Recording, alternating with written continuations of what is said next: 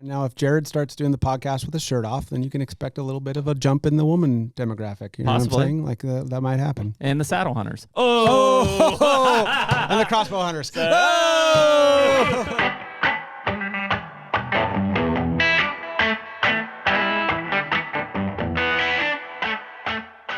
HUNTR Podcast is brought to you by Deer Grow. Man, we've been using Deer Grow products for a long time. The Plot Start and Plot Boost, more recently Plot Till. Now we've got 3 new liquid fertilizers that have been put in the mix that will cover everything we could want for a food plot program. It's huge, man. The more food plotting we do, it's like, man, the liquids just make sense. Like whether it's herbicides or the Plot Start and Plot Boost, and now the fertilizers getting mixed in. It's like, man, I can combine all of those in certain cases and do less passes for more results. I mean, it's all about efficiency. I mean, like you said, less passes. If you're out there treating your beans with glyphosate in the summertime, you can mix in this fertilizer, do that all at once. You have the boost in there to help some metabolism. It's all about efficiency when we're talking about food plots. And really the big difference on these liquid fertilizers is you're bypassing some of these soil limitations, pH limitations, the soil type. In a lot of cases, we talk about dry fertilizers only being available for 17% of what you put down in the first year. These liquid fertilizers straight into the plant are 90% available in the first year. Huge difference in what you're going to see in growth. It's huge. And so right now you can use code HUNTR15 for 15% off any of the Deer Grow products on their website.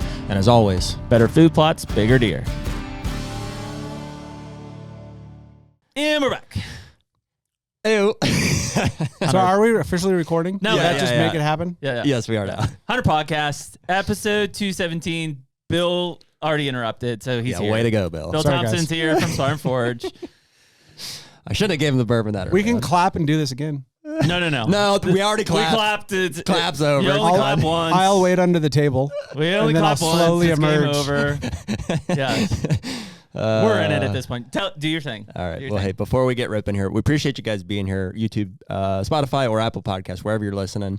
Give us a like, follow, or subscribe. One of those will give you a notification as to when this episode's drop, but they're Tuesday and Thursday nights at 6 p.m. Eastern time. If you've written us on Instagram DM or the website, we appreciate you guys doing that. We do see all those come in. We try to respond to them in a timely and structured fashion. Obviously, being the time of year it is, we're a little bit behind, but appreciate you guys doing that regardless. It'll happen eventually. We have some merch on the website. If you guys want, check that out. Got a t-shirt here. Jeremy's got a water bottle. Pretty cool stuff. Appreciate you guys supporting us in that way.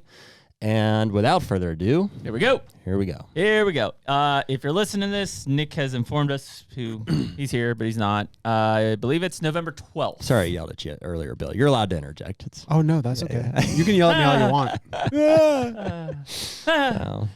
It's November 12th, I believe, if we're on check marks. And but we're recording this on October 23rd because we've been blitzing.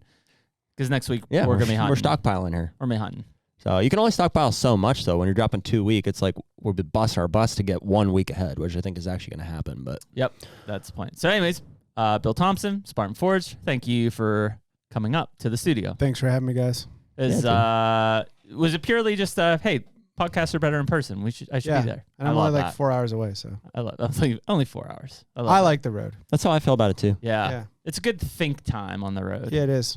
Very it is. much so. Yep. I keep my schedule clear, and then it ends up filling up anyway. So I don't do Yeah. any thinking on the road. I Really? text and email 100% of the time. I also drive through one Yeah. of my old hunting spots, which I never get to go through anymore. So I did that. Got That's to why go you're through late. there and look at all the spots. And Mm-hmm. Because But you I go up miss- through Maryland, Yep, Western Maryland, where I used Mhm. to hunt up there in the killing some Cumberland. giants in Yeah, dude. Maryland now. Freaking Tibbet just killed a 190 in Maryland. Did you see Yeah. that? Bearded In buck what dude? part of Maryland?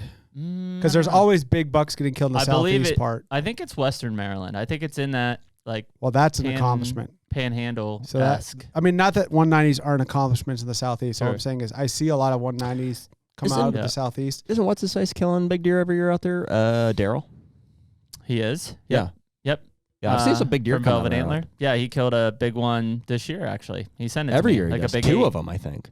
Yeah, I think you do have 2 tags. Yep.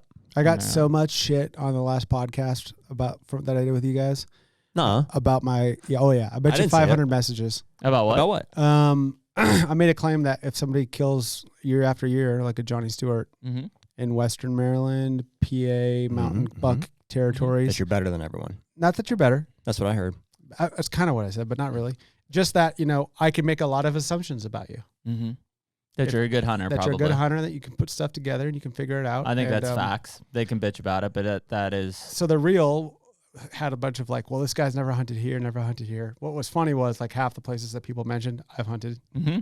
So, I mean, I've hunted most of the U.S., at least the types of agriculture, types of mountain country, swamps, saltwater, all of those things. But I just was all I was saying was like the guys that do that, I can bring them to North Dakota. I can bring them to the Southeast. I can bring them to Florida. They're going to put it together in the same way. Yep. Whereas when some people grow up in different types of hunting places where they still have success, that transfer state of knowledge isn't always available. They have to put it together or spend more time understanding. Like if you take somebody who's really successful in like Minnesota egg country, and then you bring them to the big woods, there's going to be a learning curve. There's a learning curve. And there a lot of assumptions that they had are going to have to be dispatched with. But I bet you I got 500 messages. I say that about people from Iowa. Like upset? Like, you don't know what you're talking about, dude. I was like, okay, well, sorry, man. It's a very fair assessment. It's like training for a marathon at a high elevation and then coming down and running with somebody that trained at the low elevation. Like Precisely. You're going to... It's a great analogy. And I also didn't say all of those other people aren't killers. All I'm saying is they generally have to, there's some lead time, and they have to dispatch with some things, learn things differently, you know.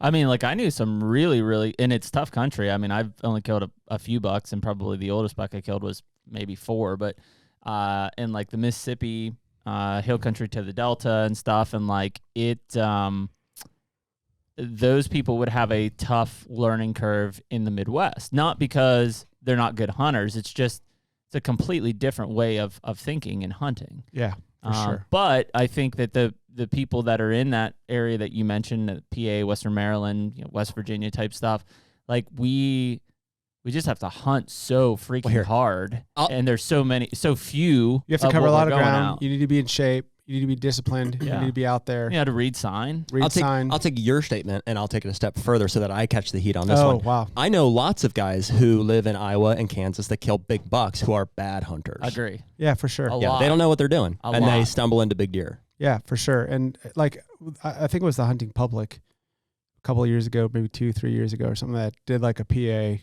hunt. Yep. And I think the only guy that killed was the Spartan Forge guy, which was Joe Rentmeester. Yep. If you know who he is, he used to work with Dan and those guys. Yeah. And I love Dan. And I love the Hunting Beast guys. Nothing against them, but I mean, I think everyone was out there for like 2 weeks, and everyone got their suits eaten and their sandwiches eaten. I do think Zach might have killed, but Zach's an Ohio hill country guy.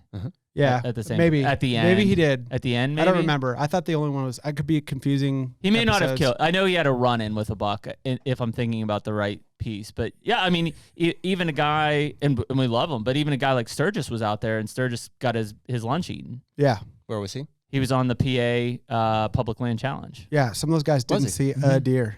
Yeah. A deer. Yeah. Well, you know what? I hunted PA a couple of years ago. I didn't see a deer. Yeah.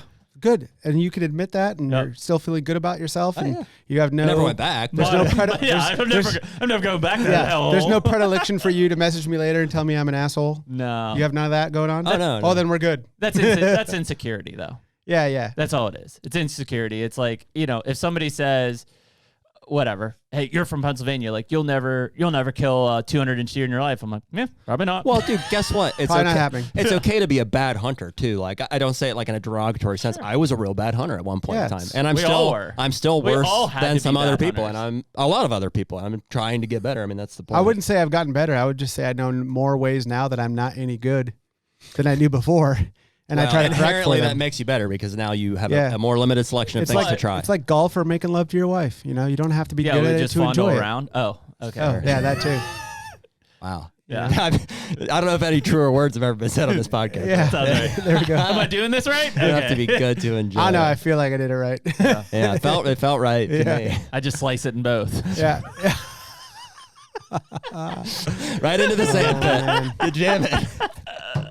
Either way, my balls are wet. That's the man, that's a good one right there. 15 minutes in, and we're ripping it. 15 is like 7, and if you're talking to my wife, it's 3. Yeah. Yeah, we're gonna keep going. Felt like a long time. Yeah. I'm sweating. Yeah. You didn't finish? My bad. 18 holes. There's always next rut. Yeah. I'm usually in the par 3s.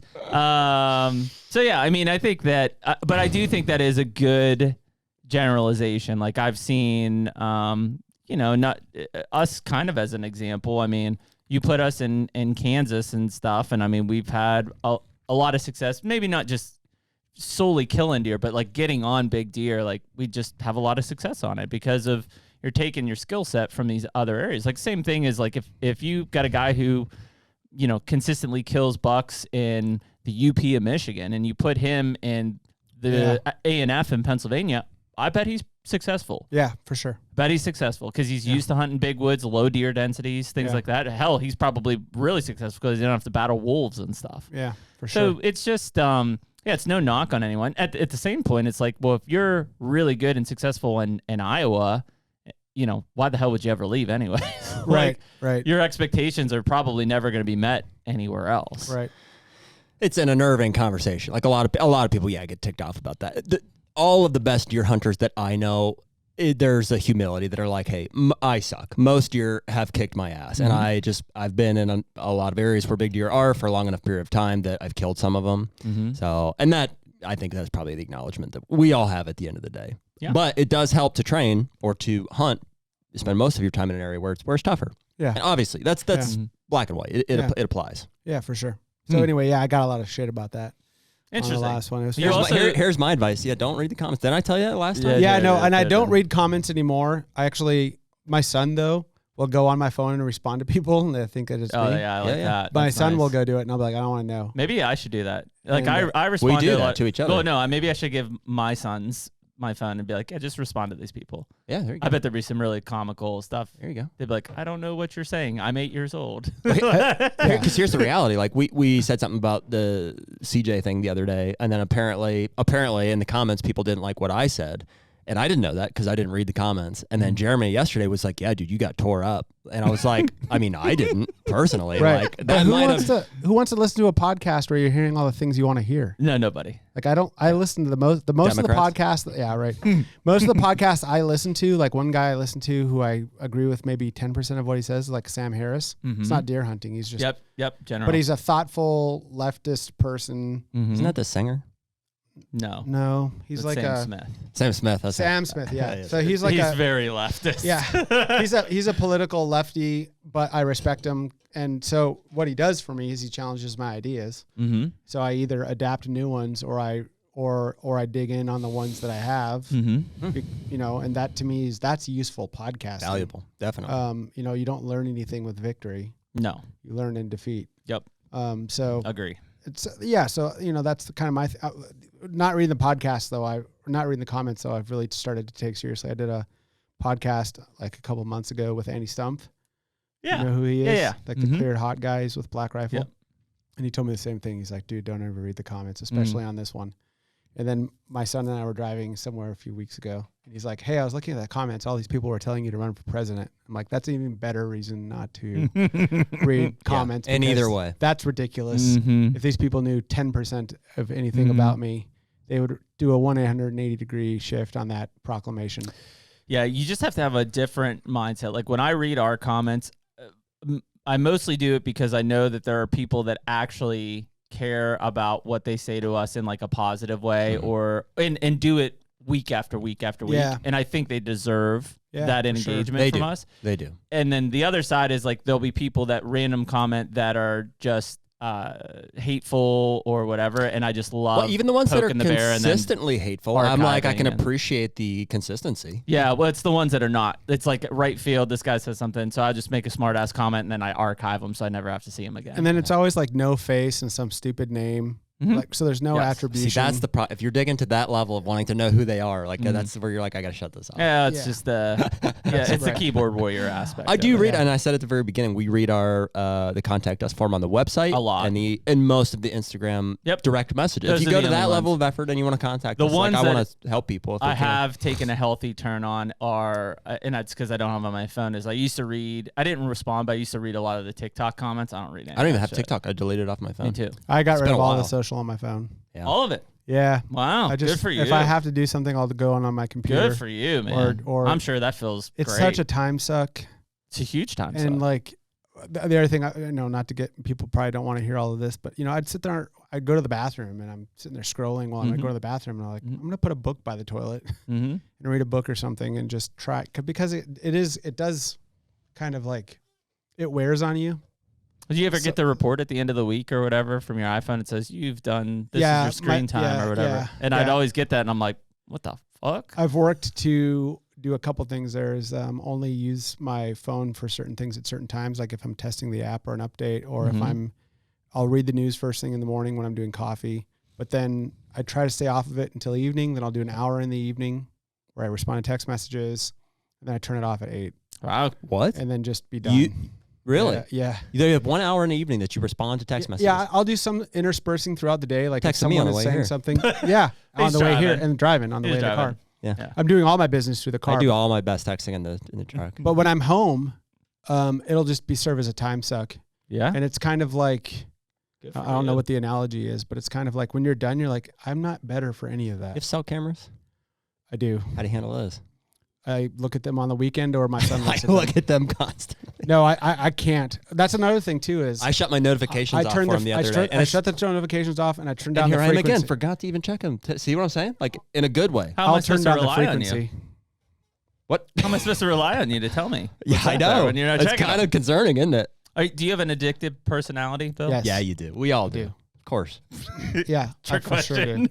Sure yeah, I have an addictive personality in multiple facets, but probably the biggest one is like I had a father-in-law. My father-in-law told me when I was like 22 or something like that. I was a big rugby player. I was in shape for rugby, and he was like, "You look like a rugby player now." Thinking about it, yeah, he's like, "Let's go golfing sometime." And he took me golfing, and I of course was like, "No good." And he's like, "Yeah, you'll just never be a good golfer because you're not built for it." Well, I freaking golfed like 5-6 days a week for like 3 years till I got to be like a 5 handicap. And then I smashed him on the golf course, and then I lost total interest. Yeah, that was it. You accomplished it. That's not addictive personality. That's competitive nature. Well, but I'm saying I was addicted to being competitive. Because I have an addictive personality, but not a competitive nature. Really? Because if that guy would have said that to me, I'd have been like, yeah, you're right. Yeah, I think it was because he was actually done anything about it. Because he was quasi a father figure. Yep. And so that I took it personally. It was a little, learning MJ moment. would have said. But yeah, I got super into golf, like just crazy into golf. But then the thing that is weird about me, I think, is one of the things, just among many, is my ability to just be like, I'm done now. Yeah, like, just shut it down. And now I just did I do a veterans golf trip once a year that I just had this past weekend, where some guys that I served with, we all get together for a weekend and kind of catch up in golf and just update everyone on where we're at in our lives and what's going on and stuff. That was the first time I've golfed in like 18 months. But I'm still pretty good. Yeah. Like when I golf, but muscle memory. I don't want to do it. Like, yeah. I'm worn out. Whereas I used to do 4 rounds in a day sometimes, especially when I was young and single, or not single, without kids. Yeah. I'd do 4 rounds. They're no problem. 7 a.m. on the golf course. Just all day. Just go all day. Really? Oh yeah. Wife was cool with that. No, but it happened. Right. But and I was into it, and I wanted to get better, and I was improving, and always doing research and looking at things and watching old videos. And I had a golf pro when I lived in Hawaii. I golfed every morning in Hawaii. Just got really into it. Then the moment I beat him, it was like, all right, I climbed them. It was kind of like Forrest Gump running. Was he very good? Yeah, he was a single handicap golfer. Okay, He was good. like a 1 to 4 handicap, and when I beat him that one time, I was just like, oh, I'm good now. Jared's like, handicap? Was he missing a leg or something? Yeah, single handicap golf. He was a fantastic golfer. And did you make a scene about it, or was nope, pretty chill? No, you're like, no, everything. Like everything Tyler, take that, old man. Everything that happened had to happen, and that was all I needed in the moment. And I went back and drank a beer and said I did it, and total waste of time. The price is wrong, bitch. 3 years later, all that effort, all that money.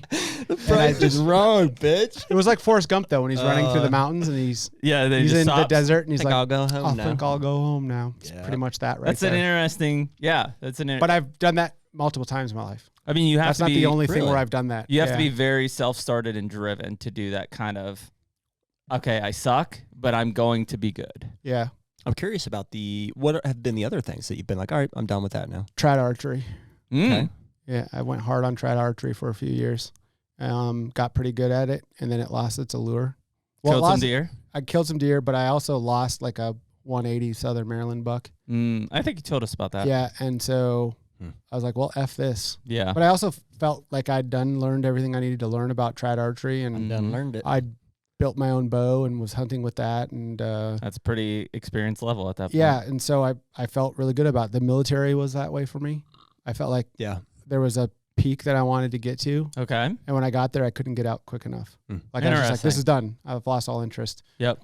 There's multiple stories like that for me. Computer coding. Yep. I felt like I got really good maybe like 3 or 4 years ago where I had learned everything. You can always learn in these things, right? You can always keep specifying new goals, right?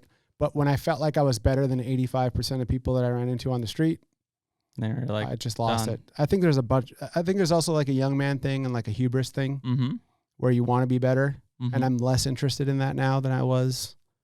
The testosterone's probably gone down a little bit where I don't need to be better than everyone at everything at every time. Yep. And I'm content with just being who I am, which I also feel like I've kind of figured out in life, which is a different discussion altogether. But I mean, kind of once you figure out who you are, what your tolerances are, what your goals are, and what's truly important to you, like when you strip everything away, then I'm just oriented towards that. So that's pretty much what I'm trying to perfect now, is just being a good dude. Yep. And that is really my everyday, because that's the battle, because I'm a shithead. That's a long-term goal as well. Yeah, but I also work really hard at it. All the time. Yeah. So it served me in that way, I guess. Yeah, that's an interesting take on it, because it's what we tend to find is like you've got people with addictive personalities. To Jared's point, you've got competitive personalities, and those two often can come into conjunction with the same person, but you often also see those as very different people. Like in that the competitive nature people are very much not really. They are addicted, but it's addicted not to the thing as much as it is like the outcome. Yeah. That's where the focus is. Yeah. I mean, I also have a weird personality profile. I know this to be true because when I was testing out for some of the programs, like these programs that I went to in the military. Yeah, I was gonna say there's probably psych evals. There's psych evals, and they do like all kinds of testing and stuff. And I have a weird thing where there's like a personality profile that they use for everybody. And I'm trying to remember it right now as we speak, but it's like openness, conscientiousness, empathy, agreeableness, and neuroticism. Is like those 5 dynamics are what they use to evaluate people's personality profiles. And I've got I'm very high on openness, very high on conscientiousness, which almost never correlate. I was very low on empathy, very low on agreeableness, but also very low on neuroticism. And usually people who are highly conscientious are also neurotic. What does conscientiousness mean, actually? You have everything should have like order awareness and structure, and no, not awareness. There's probably a dynamic of there, but like conscientious social awareness, is more like that conscious. No, I mean how I understand it. And look, I'm not a psychologist, although that was another I thing stayed at a Holiday Inn dabbled Express. in. But yeah, conscientiousness is more like everything's got its place. Yep. When you walk into my house, you would be like, oh, this guy's a psycho. Like my office, everything has its place. The house has its place. It's always clean. Bit of an OCD type. Yeah, I think the military actually beat that into me. The definition of conscientious is wishing to do what is right, especially to do one's work or duty well and thoroughly. Yeah, there you go. All right. Yeah, so I mean, I was not conscientious when I joined the military. That military beat you into it. The military beat it into me, but also the military gives you this rubric where it's just like, get your hair cut, stay in shape, show up to formation on time. We will tell you what to do. And then at 5 p.m. you get to go home unless we're deployed. And as long as you do those things, and then repeat, you're fine. You're gonna go well. You're gonna go far in the military if you do those things. So I kind of adapted that, and then saw the output of it, and then it allowed me to become conscientious, where I probably wasn't when I joined in fact, I know I wasn't when I joined the military. But now I've kind of got that openness, conscientious thing. And the openness was also something I had to work on throughout my military career as I became a leader and I had to supervise people because I'm also not agreeable. So my default position is to tell people they're fucked up. And I see it as I'm doing them a favor. Whereas people, especially as I was evolving as a leader in the military, they'd be like, yeah, you are right, but it didn't serve you. and it didn't help you out. And you should think about that person's lot in life and where they come from and what so they're have more doing. open thinking. Yeah, about. more openness and more thinking and stuff like that. And I worked on that as I got older too, because I saw where I was falling short in life, especially in my 30s, not being open and more agreeable to people, especially in business and in military as a leader. It will hurt you in the final analysis. The opposite of agreeable would be what? Confrontational? Disagreeable, but yeah, like, yes, confrontational. Yeah, like, agreeable is kind of like go along to get along. Not really go along to, go along to get along, or just like, yeah, we can do that, or we'll figure it out, or you might disagree, but you're going to table the conversation and just try to work a person into a position instead of jamming them into a position. Where would a narcissist fit into that? Because most narcissists are not agreeable. I would say they're not agreeable. But they're not deflecting. open. They're not open. They are probably conscientious because if you're self-important, then you probably like, I need to look a certain way, style my hair a certain way. I need to. So, and then they're probably highly neurotic too. What does that mean? Like you worry about everything.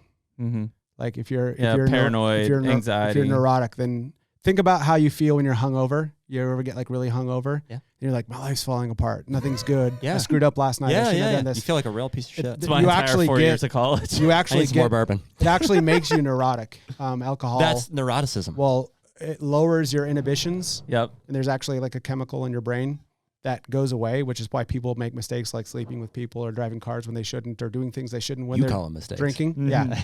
Opportunities to learn. Others might call them. But then the next day, that chemical comes back twofold. And then you're hyper neurotic. Whereas the inhibitions weren't there the night before. Now they're back with a vengeance. Wow. And generally you should just sleep when you smoke through a bowl. that. Yeah, right. Boy, everybody listening to this podcast is just like, is this a hunting podcast? What are we listening to right now? They're like, do I take this truck off the bridge or do I go to my hunting spot? Yeah. We're here for psychology. Well, narcissists are super interesting. Like, as long as you're not in the way of one or like having to do business or life with one, they're super interesting. Yeah. And also when you understand that someone's a narcissist, right, you can still align them. You just have to tie the goal to their self-worth. Yep. And you just have to understand that like you're not going to win an argument with them. Yeah, and that would be a being agreeable. Would be like, I'm not going to win this argument with this narcissist. I'm not getting him to see the way that I want to do this. So let's just tie his ego to the success dynamic that I want and then watch him do it on his own. Say that again. Tie his ego to the... So the narcissist, right, wants to present some type of self-image, right, where they're successful, their life's put together, they figured all of it out. Tie that instinct to whatever your stated end goal is. So let's just say you're a narcissist and I'm trying to get you to allow me to hunt your farm. And this is also something I learned in the military doing human intelligence collection, is getting people to do things that they wouldn't otherwise do. So I might say something like, he's a narcissist, I want to hunt his farm. Look, I know we're kind of disagreeing on how much this is going to cost, when I can come here. I think if you did this, you could come off as really benevolent to people. And, I think people would look at it and say, wow, he's letting Bill come on. So you're playing to me. Yeah, that'd be my plan to you. He's letting Bill come on here. Benevolence is a trait that a narcissist would desire. Yeah, to look benevolent, not actually. What does benevolence mean? Sorry, I'm being good. Being good. But being a good person. They want people to think. So people would really perceive you as well, is basically what you're saying. Yeah, so your perception will go up. The public eye will view you more favorably. Interesting. So that might be more interesting to them than letting Bill kill a buck or sit a stand. Yeah. And then you just plant that idea and leave. And then it'll percolate up. They'll stew on it and think about it and be like, you know what? I am a benevolent person. I'm a good person. I am a good person. Yeah, if I do have what this I have to do to prove Bill, everybody. Come and hunt. In fact, I'm going to put you on this huge deer. Yeah, and then we're going to take a picture together afterwards, and I'm going to put it on Instagram. Yep, there's that self-image. Now you've fed into that person's narcissism to make their roadblock an actual, you've taken the roadblock out and you've made it an actual highway. We just gained a lot of people access to hunting spots. Isn't that the weirdest attribute though? Like, as somebody who, I would say that I'm not a narcissist, and because I can perceive one. Yeah, it's the weirdest thing. It is weird when somebody you can't get them to see eye to eye with you, and they're like. So for me, as somebody who, the first thing I'll say to you when I'm trying to like reach a point of agreeance in the middle, where I'm like, listen, I'm probably wrong, but I'm just telling you from the heart, here's how I feel. And when that person absolutely refuses. That would be the last thing that they would do. Confusing is not the right word, but it's just very bizarre that somebody's not. When I see how well that works for me, because transparency works for me. I can come on this podcast and say, "Listen, guys, I'm an idiot." Blah blah blah, and here's why I would do it. And people are like, "I get it. Yeah, it makes sense." Yeah. And that other people, a narcissist, can't perceive that works in a lot of cases, and that they have to be. That's baffling to me. Yeah, you can lead a horse to water, but you can't make him drink. Yeah. I mean, Socrates, we still talk about today. Would say he was the dumbest person in Rome and that he didn't know anything. Meanwhile, he was probably the smartest person. But it's often the smartest person recognizes not that they possess the knowledge, but that they lack the knowledge, but they have a metric to attain knowledge. So a pattern of behavior that gets them to a goal. And that posture is a much more positive and humble and engaging and constructive posture to have when you're trying to confront problems in the world. Here's another one for you. As far as hunting permission, this one's super basic. This one's this one's just like doesn't always work, but it's like I think people feel safer saying no. Yeah. So, like, if you're asking me something that I'm like, I don't know you just showed up on my doorstep. I'm like, I just, no, probably, that's going to be my instinct is to tell you that. So if my question is, rather than will you allow me to hunt, it's stated, would you be opposed to, giving me permission? Yeah, that's a good way to do it. Yeah. Yep. I mean, I try to understand the people I'm getting permission from too. I always bring a child. I have 4 kids, so I leverage them. Like my kid and I will be out here hunting. This is, venison's what we eat in the house. So then it's not about killing, it's about providing. Especially when you're talking to women to get permission. I think that really helps a lot. Or if you're talking to a man and you're trying to like, hey, I want my son to grow up in this culture and this is important to us. And here you are with this great land that if you're not hunting it, we can put it to work for you and get you something out of it. The HUNTR Podcast is brought to you by Hoyt. What can we say, man? Another year back with Hoyt. We're both shooting RX8s. I'm shooting 70 pounds in the bourbon, which I love bourbon. That's great. And you're shooting 80 pounds in the straight black. Blacked out as always, man. I got so I'm shooting the 500 grain Easton Arrow this year. And at 80 pounds, I'm flinging that thing at like 300 feet per second. I mean, it's deadly. Put a water buffalo in front of me and he's done. I mean, we shot it earlier. You literally put an arrow through a brand new target, like never been shot before. I know. So one other thing that Hoyt is doing this year is they're making all their own strings in-house. And so the quality is top notch and it just really is something that is setting them apart from their competitors. Well, what we always try to do when we go to our bow shop, Ultimate Outdoors, is we try to shoot other bows just to make sure that we are really giving everybody a fair chance. Sure. The reality is it's a no-brainer. Hoyt stands above all of them every single time. Definitely. And so right now you can use code HUNTR, HUNTR, for 20% off any apparel on the Hoyt website. And as always, get serious, get Hoyt. That's interesting because like I find myself being more of a yes man. And I don't know why, but I are for sure. Well, you're a people pleaser. Agreeable. I'm very agreeable to things, even when I know that to it's a fault. Like going it annoys me sometimes. We've talked about this. I'm like, dude, why are you? So you're disagreeable? No. I think I'm more realistic. He gets because I'll say like, yeah, that's fine. I'll do it. He's a salesman. Knowing I'm a doer. Knowing that like it's gonna make me miserable to do it. Are you? Well, no. Not that it's gonna make you miserable, but that it probably won't happen. Right? That's fair. Yeah, to a point. In some cases, you're gonna do your best. Yeah, I'm gonna try to. You're going to do your best. Do everything that I can, but there's only so much time. I'll hear him on a phone call say, yep, okay, all right, yep, we're going to do this and we'll do that and we'll get it done. And I'm sitting over there, I'm like, it's not happening. There's absolutely no way. Purely for entertainment's sake, right? And because I did this professionally in the military. And what I mean by that is human intelligence is, you might be recruiting someone to tell on their own country.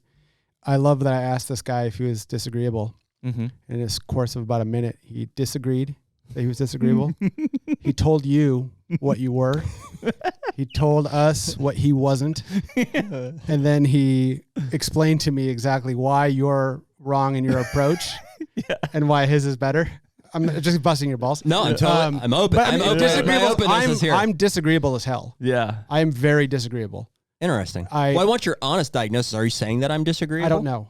I'm not a psychologist, and I'm I haven't spent enough time with you. You're saying But you took the test. I haven't spent enough time with you to make that kind of. And we spent like 5 hours together. I can't do a diagnostic. Yeah, but it would seem like podcast for 5 hours. I would say you're trending that way. I don't know. It could be that you're just realistic. I'm just trying to be entertaining. Yeah, that's a fun. You know what? I think it's now funny. that you say it, I would agree with you that I am relatively disagreeable. I'm not confrontation. I don't feel like I'm a confrontational person. No, that's different. Okay. Yeah, so I mean, confrontational would be a separate personality dynamic. It would feed into being disagreeable, but I think, I would tend to say whenever you disagree with someone, do you make it known? Do you make sure that they know that you disagree with them? That I disagree with them. Yeah. Or do you find yourself disagreeing with people and enjoying it? Because I do. So, for instance, maybe this applies, maybe it doesn't. Last night, here's the most recent example I can think of. Last night, I got a picture of my dad walking out of a rut, like a deep rut stand, way back in there. Yeah. Wrong wind, 80 degrees. Yep. In my mind, I'm like, what are you doing? Yeah. Did you tell him? I didn't tell him. Well, that's your dad. I've told him in the past. It's your dad, though, so. I considered the outcome on either end. I'm like, is it worth it? Is it worth the battle? And in that moment, it wasn't. I didn't say anything. There are these they're called 5-factor personality profiles, and they're the best diagnostic criteria for evaluating personality profile because they can even predict your gender. This is one of the most interesting parts of the military for me is the psych eval side. It's super interesting. They have to be so thorough. Well, you have to be able to, the job that I was going into, they have to be able to trust you as a singleton operator in a foreign country where you're not speaking your language and you're walking around with national secrets. I mean, that's breaking somebody down to figure out if they're going to. Yeah, what's that? They let Biden do that. Yeah, right, in his garage. No, that was just a lunchbox. That guy's still the president, by the way. Can you believe that? But, who, Biden? Right now. He is? No, today, right now. Listen, this is dropping on November 12th. We are in a different country. Oh, wow. See our hat over there? Right now. Yeah. Right? You just said that. This is probably the first podcast, I think, dropping after. This is a week. I actually just got chills. Me too. Wow. We are in a different country. I don't know what it is, but we are in a different country. People, tell us what happened in the comments. Speak to future me. You ever see Idiocracy? Yeah, that's great. Great movie. But pretty wild when you think about it's got electrolytes. That's what plants crave. Like we're that close. That's weird. Mine was coming before you spat yours out. Yeah. We're on the cusp of, like, I feel like every election is the most pivotal election ever, but I really feel like this is a very pivotal election. I know we don't go into politics too much on this, and it's an after the fact thing. Although we'll encourage people on our live to make sure that they're voting on that stuff because that's critically important. I was just watching for Donald Trump, to be clear. Yeah. I said it on the last. I was watching a news segment today, and there are two things that stood out to me. I mean, obviously the media is completely against Trump. Number one was they showed all of the people like in his former cabinet that have come out and said whatever, Trump's a fascist, et cetera, et cetera. And I'm like, people that he fired. Exactly. Yeah. I'm like, he fired all of them. Of course, what employee that has gotten fired has ever said, man, that boss was amazing. They're just such a great person. Nobody. But also, that's not a useful heuristic. I'm just going to use words that I shouldn't be using. That's way over my head. I get talked to by my. Anyway, it's not a useful diagnostic criteria for a leader. No. Did you like the leader? I don't want a leader that is just a likable person. Yeah. Is the country better for it? Is the business better for it? Is everyone involved better for it? That's the diagnostic. And with those characteristics, they are caring for everybody else underneath them. Yeah, absolutely. Into the final analysis. Yeah. The other thing that I thought was hilarious is they took a soundbite clip and they prefaced the soundbite and they said Trump at a recent rally used a racial comment towards Harris. They cut to the clip. The clip literally was, she's lazy. That's it. Yeah, and I'm like, did you not just stereotype? Yeah, are you not the racist? Are you not the racist when you say that? I'm serious. It was just like, all he said is, dead serious. What were they implying? That he was saying that African Americans were lazy. Oh, I thought you were saying that I was going to say Mexican, but... Well, I don't know what she is at this point. Whatever. She's a thing. Her race was lazy. She's black, right? She's half black. I thought she was Indian. They were claiming that Trump's comment of she's lazy was racist.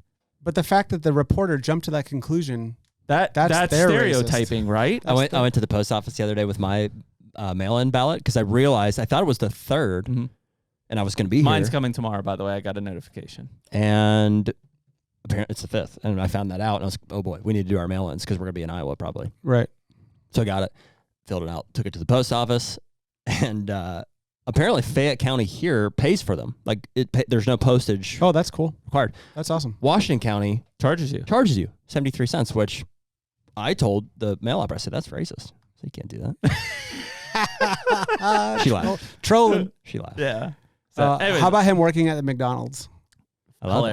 I think that's the no ultimate fry troll. touches the human hand. Absolutely. Yeah. That was a troll for sure. So good. He's the king. Yeah. He's the king. Yeah. So anyways, I say those because like those, like, and I just, I wonder how many people sitting there watching those things interpret them like I did versus how many people sit there and say, yeah, he's just a bad man. Yeah. Well, much like the narcissist, that's a weird one too. You ever, you have obviously that person you were talking about earlier, like have just an honest discourse with like somebody who has purely like liberal views and stuff. And you're like, you're like trying to like find middle ground. And you're like, boy, you feel this way about that. And like, it's confusing. Usually they're confrontational. It's become religion for those people.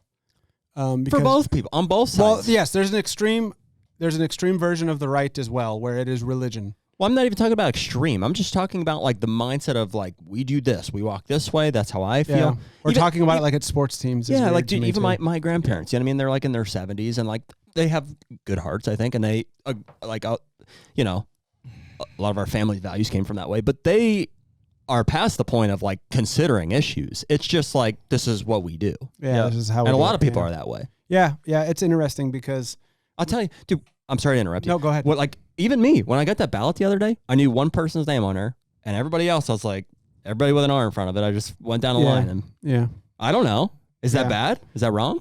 I mean, I would say you should read about who you're voting, clicking a box for. Here's how I justified it in my mind. I said, well, this guy, I've. You didn't know Dave McCormick, and I did. Okay. Only from the commercials. See the and I don't know who he is. I don't know, but in my mind, maybe this is right or wrong. I'm like, if that's the guy that I do agree with on all these things, which is Trump, and everybody else is in the party that is going to support that happening, then that's who I'm voting for. Yeah, I mean, that was my thought process. It's probably a safe assumption. I would say that's probably how 80% of people do it. 99%. I try to spend a morning researching now, and I'm not a perfect person. I didn't always do this either. I probably voted just like you did last time, but there are a lot of wolves in sheep's clothing. I kind of like that about the mail-in ballot. Because it gives me time to like, okay, here's everybody. You're going to give me time. Versus, you know, when you're in the booth, it's like, here they all are. You better know what I may be like, I didn't even know that was a race, whatever. Right. Like now I have a mail-in ballot and I can be like, okay, let me think. In fact, I think was it Georgia they were saying like 20 or 25% of all the votes are already in for that thing, which is like, wow, that is a lot can happen. I mean, it is convenient. It's convenient. It was really easy. I requested my thing, sent it in. Yeah, I'm doing mine for North Dakota as well. I'm still a resident in North Dakota, still on property there, so I still vote in North Dakota. Yep. And I'm there 6-7 months out of the year. Yep. So I'm still voting there. But to your point earlier, the one thing I wanted to hit on was people make assumptions about, so I'll give you an example. When I knew it was time to leave the military, I was in an equal opportunity sexual harassment prevention briefing. So every quarter you got to sit down and do like operational security briefings, and you do a PT test in the morning, and then you sit for briefings all day, and it's just kind of checking the boxes for all of the mandatory training that the government says soldiers need to have. Yep. So one of them was about equal opportunity. Okay. And again, I said it earlier, but kind of like the part of my life or what I've grown into is one of my highest values is I treat everyone as an individual. Mm-hmm. And I work very hard not to ascribe any bias or inference or assumptions about someone until I've explored an idea with them and I know where they truly fall down on it. Mm-hmm. Like I'm my anti-pattern is assumption. Yeah. This is an individual who's got their own experiences, and that's what I need to. That's the only thing I can form my scientific experiment based on. That scientific method informs my outcome. Yep. Mm-hmm. So in this briefing, the lady was saying it was like really overweight, too, by the way. It always sticks out to me. Mm-hmm. Not part of the equal soldiers opportunity. shouldn't be overweight. Mm-hmm. That's why they have PT tests. Right, and weight standards. Mm-hmm. But you can fake some diseases and stay in forever and be fat and useless. So one of the things that she said was the program that I was in is considered like a special mission unit, where there's really a lot of rigor goes into the candidates, the selection, the qualification course, the output, very low percentages of graduation. And I basically, once a year put on a uniform. Otherwise, I'm never shaving, never wearing a uniform. I'm going in to get these briefings, do the PT test, show them I'm not failing anything, and do my mandatory training. Then I go back to my assignment in the field. Right. So she's talking about equal opportunity, and she said one of the things is about my program was they're starting to call it like the white boy network, like my program. And I said, well, that's interesting because like so what are your assumptions about that? And she's like, well, diversity would do the program a lot of good. And I said, in what regard? Like, let's walk the dog here. What do you mean by that exactly? Because you're just making blanket statements. Mm-hmm. First off, what analysis have you done on the pipeline and the selection portion for the program? And I should set the stage for this. I was a senior officer at this time, and there are junior people in the room. Like everyone is being briefed at one time. And, it's a public conversation. In a public conversation. So she's briefing and telling us how the world should be. And she said, well, if the population of the U.S. is X, right, then the population of this program should be X. And I said, well, you're assuming that everyone has the same interests and that this job field would appeal to those people. Same skill levels. But then the other thing that you're doing, which I think is the most dangerous thing, is that you're saying this whole group is all alike, and this whole group is all alike, and this whole group is all alike. So if I have a representation from each one of those groups, I now have diversity. But you're assuming all black people are the same, and all Asian people are the same, and all Mexican people are the same, and all white people are the same. That's the racism, if you ask me. Absolutely. Like that they're all a homogenous group, and that if we have each one of them represented in a program, it's crazy. That to me is insanity. And then I got talked to afterwards, like, hey, you can't be doing that. You're a senior officer. Can't be doing blah, blah, not blah, surprising. Blah. And that's when that was the first time where I was like, because it was the most of the wars were over. Yeah. And I certainly was like, I'm not trying to put this as a positive spin on myself or like talk about myself like I'm Sylvester Stallone or something, but I was definitely looked at as a war horse. Like you this guy thrived deployed a lot. He went overseas a lot. Yep. And we allow him to get away with being a disagreeable prick. Yep. Because he'll be gone in a month back in Africa or in Iraq or Afghanistan, and that's where he thrives. And there's probably not a lot of people that thrive over there. Yeah, or if there are, regardless, this army is turning into a peacetime army now. Mm-hmm. So for those guys that excelled in this particular way, there's the door. Just let them go. We're going to a peacetime army now, and in the peacetime army, we, yeah, butterflies. But it's not even the military. It's business, especially. Like, I know a lot of the big corporations and stuff have really played onto the diversity aspect. And it's like, as somebody who hires a lot of people, like it doesn't even cross my mind. In fact, I don't even look at college educations anymore. Yeah, I don't either. I purely look at who that person is, what skills they bring to the table, and then I want to talk to them. Yeah. And that's all I look at. And it's I don't normally pick up hitchhikers, but I get a good feeling about you. Yeah. it's the craziest thing. It's like, it kind of goes back to the leader of the country. It's like, I don't care if they're man, woman, black, white. I don't care. As long as they are the most qualified person for the position, that's what I'm looking for. Well, I'll give you a really hot take. That might get us into trouble, but I'm going to say it because it's scientifically proven, empirical. I'm going to pre-agree with you. I can, I know. I can point to the studies. When you talk about the profile, the personality profile of what makes an effective leader, they're somewhere in the middle of the distribution on openness. In other words, they consider new ideas. They're highly conscientious. They're low in empathy. They're low in agreeableness, and they're in the middle somewhere in the distribution with neuroticism. That also shakes out to when you give 10,000 people a personality profile test, 90% of the people who fit that rubric will be men. Right. Because by virtue that we weren't raising children and that we don't have to have empathy. A child on our tit when they're kids. Yeah. And that we don't have to put up with them screaming all night. Well, we will be low in openness. We'll be conscientious. We'll be low in empathy. We'll be low in agreeableness. I think it's just as much nature as it is nurture too. I think there's women are that way, and women are inborn with those abilities to do that. That's why when you give two children, a male and a female, and you put a Tonka truck on the table and a doll on the table, the girl will take the doll and start playing with its hair and putting a nice dress on it, and the kid will start ramming the Tonka truck into walls. Yep. And it's just that's how we are programmed from 100,000 years of evolution or whatever it is, whatever you want to call it. We're programmed and we're born with these biases. And instead of trying to flatten the biases out, we should just let them be what they are and understand that means 10% of Congress will be women. Well, yeah. And I mean, I think that there are certain, that I think that's a hot take and people could blow up on it. But I do think like there's positions that make a lot of sense from, a gender demographic, especially like if I think about like, somebody running a children's hospital. Yeah. I would say that a female is probably more geared to run 9 times out of 10 is going to be way better at that. Absolutely. Have you ever looked at our audience profile on this podcast? No. It's 98% men. That doesn't surprise me. Shouldn't surprise you at all. Oh, it does not surprise me. But it's also the hunting demographic. It is the hunting demographic. It's also surprisingly low, as you would think. It's like low age-wise. It's like 25 to 35 is our... Our demographic's 18 to 40 on the app. Yep. And 96% male. Yep.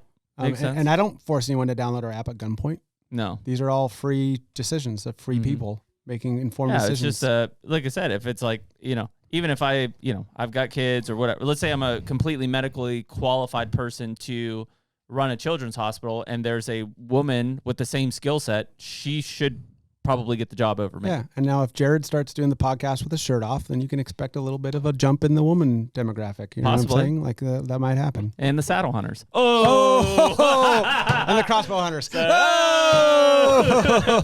Sorry, that was a joke. Sorry. Spartan.Forge. Message me there. I'm just joking.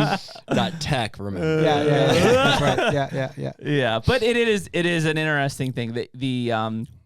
I think the problem with how things should be run from, especially like if you look at those psych eval profiles and thing is more and more people are throwing blocks to that because they think the world should be a certain way. The world should be a certain way. Yeah. And it's like people are going to be people. Yeah. And that is why these tests are constructed, is so that we can understand the differences. We are all different. The whole we're all the same is like, that could be more true, more false. Yeah. Could be why? More false. Why would we want to all be the same? And how boring would that be? That goes to our point with the podcast before. I don't want to listen to podcasts of people I agree with.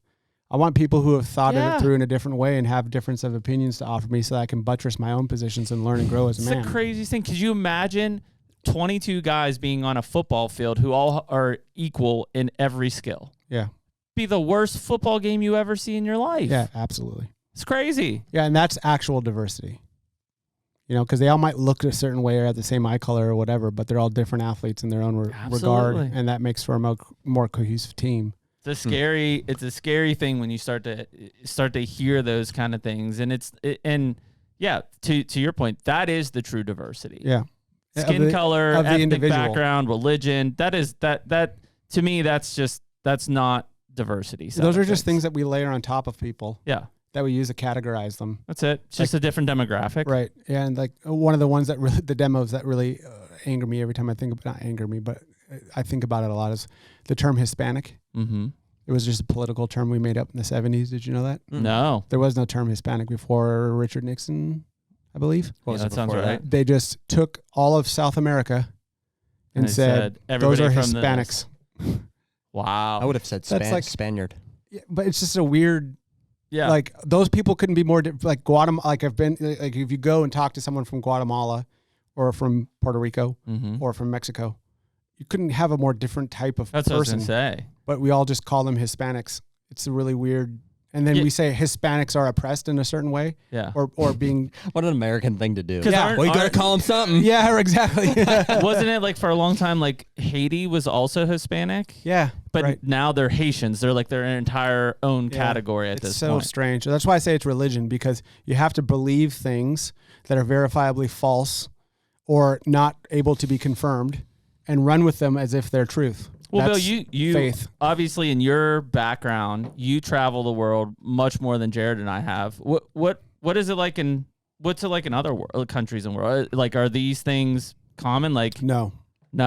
They are too busy worrying about the next meal, or if there's going to be a coup in the government, or watching state-sponsored TV, or worrying about how they're going to have a job next week, or groceries. The ideas that we're discussing today, the things that we're talking about that we get to sit here and kick our feet back and have a whiskey about, are truly first world problems that only get to be experienced when we assume that the lights will always turn on, that the truck will always start, and that the peaceful transition of power will take place. You can only argue about these things. I spent some time in Moldova, which is a former Soviet republic, where they still had like state TV and stuff. I lived in Africa. I lived, obviously, Afghanistan, Iraq, the southern Philippines, very impoverished. There's no such thing as a transgender in any of these places. There's no such thing as a No? Not in any real meaningful way. Well, the Philippines, maybe in the north where it's Christian, like and they have time to think boys. about. Yeah, then they have that stuff. That's northern Philippines. That's like Manila. Yeah, Taiwan. I was gonna or say? no, Thailand is what you're talking about. Thailand. Yeah, again, a very erudite country where there's a lot of money and time. You only get to when you have money and time. And you get to assume things are happening. Yeah. When you get to assume that the system is stable and you don't have to worry about your daily. Where is that? Problems. Where am I thinking of ladyboys? Where is that? Thailand. And Thailand is well off? Thailand's better than the southern Philippines or China or. That is a transgender situation, correct? Like that's, yeah, there's definitely dudes that pretend to be women. Yep. Yeah. And that's. It's also very much a cultural thing. Yeah, I was gonna say that's the one that and I don't want to spin too far down that road. But this is getting weird. but from a standpoint, because and I don't know, maybe Jared can clarify. So I'm 40. How old are you? 41. 41. 31. I'm so 31. okay, so us growing up, transvestites was the term. Yeah, and it was very strange. Yes, growing up, there were only handfuls that I remember. Some famous RuPaul was like the famous one, right? Yeah. Very strange. And that, I mean, we're 40, right? Yeah. That's not that long ago. No. I remember that too in middle school. Vestite was the term. Mm-hmm. Look where we're at now. Well, we got here because we're weaponizing identification. So it's become a weapon to be. Can identify as a big buck killer? I hope. Yeah. Well, then it's a weapon. There you go. I think it's the same thing. I mean, I just Googled it. I do. No. That's what I'm saying, Jared. Yeah. It is the same thing. It's just like it was looked upon. I don't care who you were, left, right, etc. At one point in time growing up, that was looked at as... Everyone agreed it was weird. It was weird. It was a biological oddity. Yeah. And in a mere 20 years... 15. Yeah. It's now like you can't say anything negative about those people. Yeah. That's just... They're gonna be that way, or even think it through. That is to me that is, and I don't mean to make that a political thing or any. That is one of the scarier things in my side of thinking of in a mere 15 years we've gone from, that's just a strange thing to where it's don't say anything bad about this, or these people might need help. Yeah, I've been trying to sort out, since we're talking about the diversity conversation, what is the word? Chaos is what comes to mind, but it's almost like it's a good word. What is diversity for the sake of diversity, or the celebration of something that we know is it's a weapon. Yeah, that's what it is. When you start saying things are diversity for the sake of diversity, it's because you want to use it as a tool to beat people over the head and call them names that don't agree with you. None of us are sitting here saying diversity is bad. No. We True are diversity saying, is good. Yeah, diversity for the sake of diversity is bad. Unproductive, is chaotic. Yeah.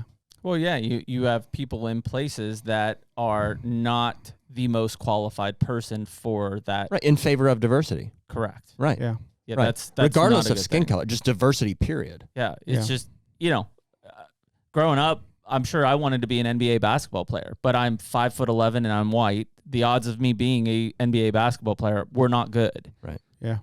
And that's reality. That's reality. Yeah. Right? And none of these people are calling to overthrow the NBA, by the way, which is because of that?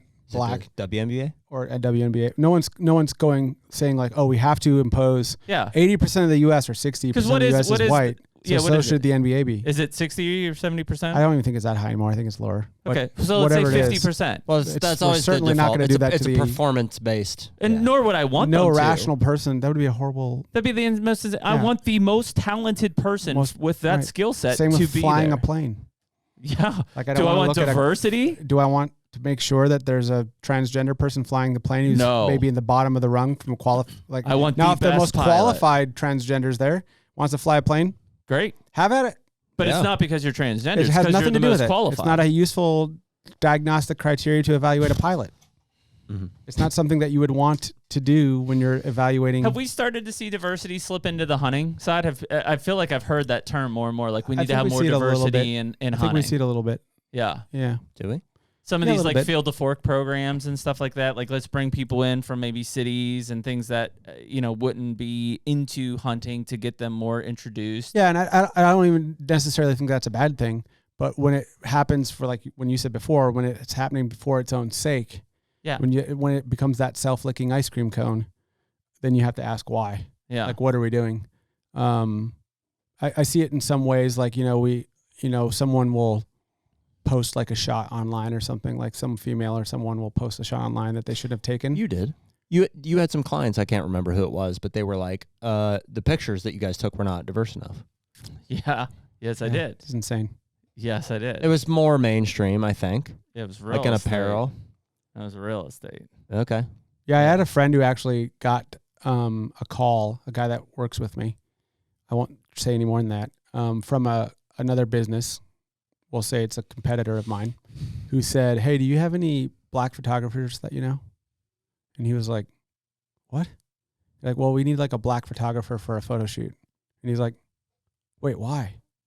And he's like, well, it's just, we have like quotas that we want to meet for who we hire for these types of things. Mm-hmm. And it's like, he was like, racist. No, dude, then that's pretty gross is what he said back to them. Yeah, it like, is. It's pretty gross. And so, yeah, it's making it permeates everything because it becomes an effective way for someone who has no virtue to instantly attain virtue and use it as a weapon against other people. Mm-hmm. In other words, if you're say I'm an untalented NBA basketball player, white, Bill, chubby, 5'11", 6 foot. Yeah, like I am Jackie right. Moon. Okay, I can imagine it. My current form, you're picturing this. Like Will Ferrell, Jackie Moon. It. And then I want some virtue. I will kill your family. Yeah. And then I want some virtue. Hey, the NBA is 92% black. This is racist. Yep. You're using them. Mm-hmm. And you should hire me, and I'll come in and create some diversity. Mm-hmm. I've just weaponized the criterion, and now I'm using it to beat you over the head. And that's what people do with this stuff. The HUNTR Podcast is brought to you by Sever. Well, one of the biggest things that we always talk about is what our arrow setups are. And this year we're shooting the Sever broadheads. I think we're both shooting the new 2-inch titanium broadhead. And so, we're huge proponents of expandables. And I know we've had this argument back and forth with people, but we're right and you're wrong, and you just need to accept it. We just want to have a giant wound that pumps out blood. That's the bottom line. We build our arrow setups and shoot bows, to maximize penetration, and we shoot broadheads that are going to give us the best blood trails, the most hemorrhage possible. And so part of those setups is we're also shooting the Easton arrows here coming up pretty soon. So we've shot the Victory in the past, and there's all kind of great arrow shafts on the market, but like we're looking for a whole system from broadhead to arrow components to the arrow shaft itself. And, the more we look at some of these Easton shafts and the components that go with them, that setup's going to be really deadly for us. Yeah, I'm actually using the Easton traditional axis right now in my traditional setups for both my recurve and my longbow. I've got a 100-grain brass insert on those, and then obviously I'm using a fixed blade broadhead on those specific shafts. Right on. So, but yeah, our goal is always to be shooting the best broadhead that we think is going to be the most lethal for our setups. We've done plenty of research. We believe in the Sever broadheads, and we hope you would check them out at Sever broadheads as well. See, the way I kind of look at it, if I'm going to reel this into hunting, is I think it's very much, we talked about this with bracket, it's very much like a high grading situation. Where like in a hunting population, like if I'm managing a property and stuff and I just keep shooting, the 3-year-old 150, the 3-year-old 150, and I let the shittier 3-year-olds become leaders of the pack, right? They become the more mature, dominant bucks in the group. Am I not right? Wow. Yeah, I've just never heard that transition. I'm just trying to bring this back in, but it's very much the same in that, like, we're like high grading our population by allowing. If I have companies, if I have areas that are skill related, and I take people who are better skilled out of it, and I replace them with lesser skilled people for the purposes of diversity, I'm high grading.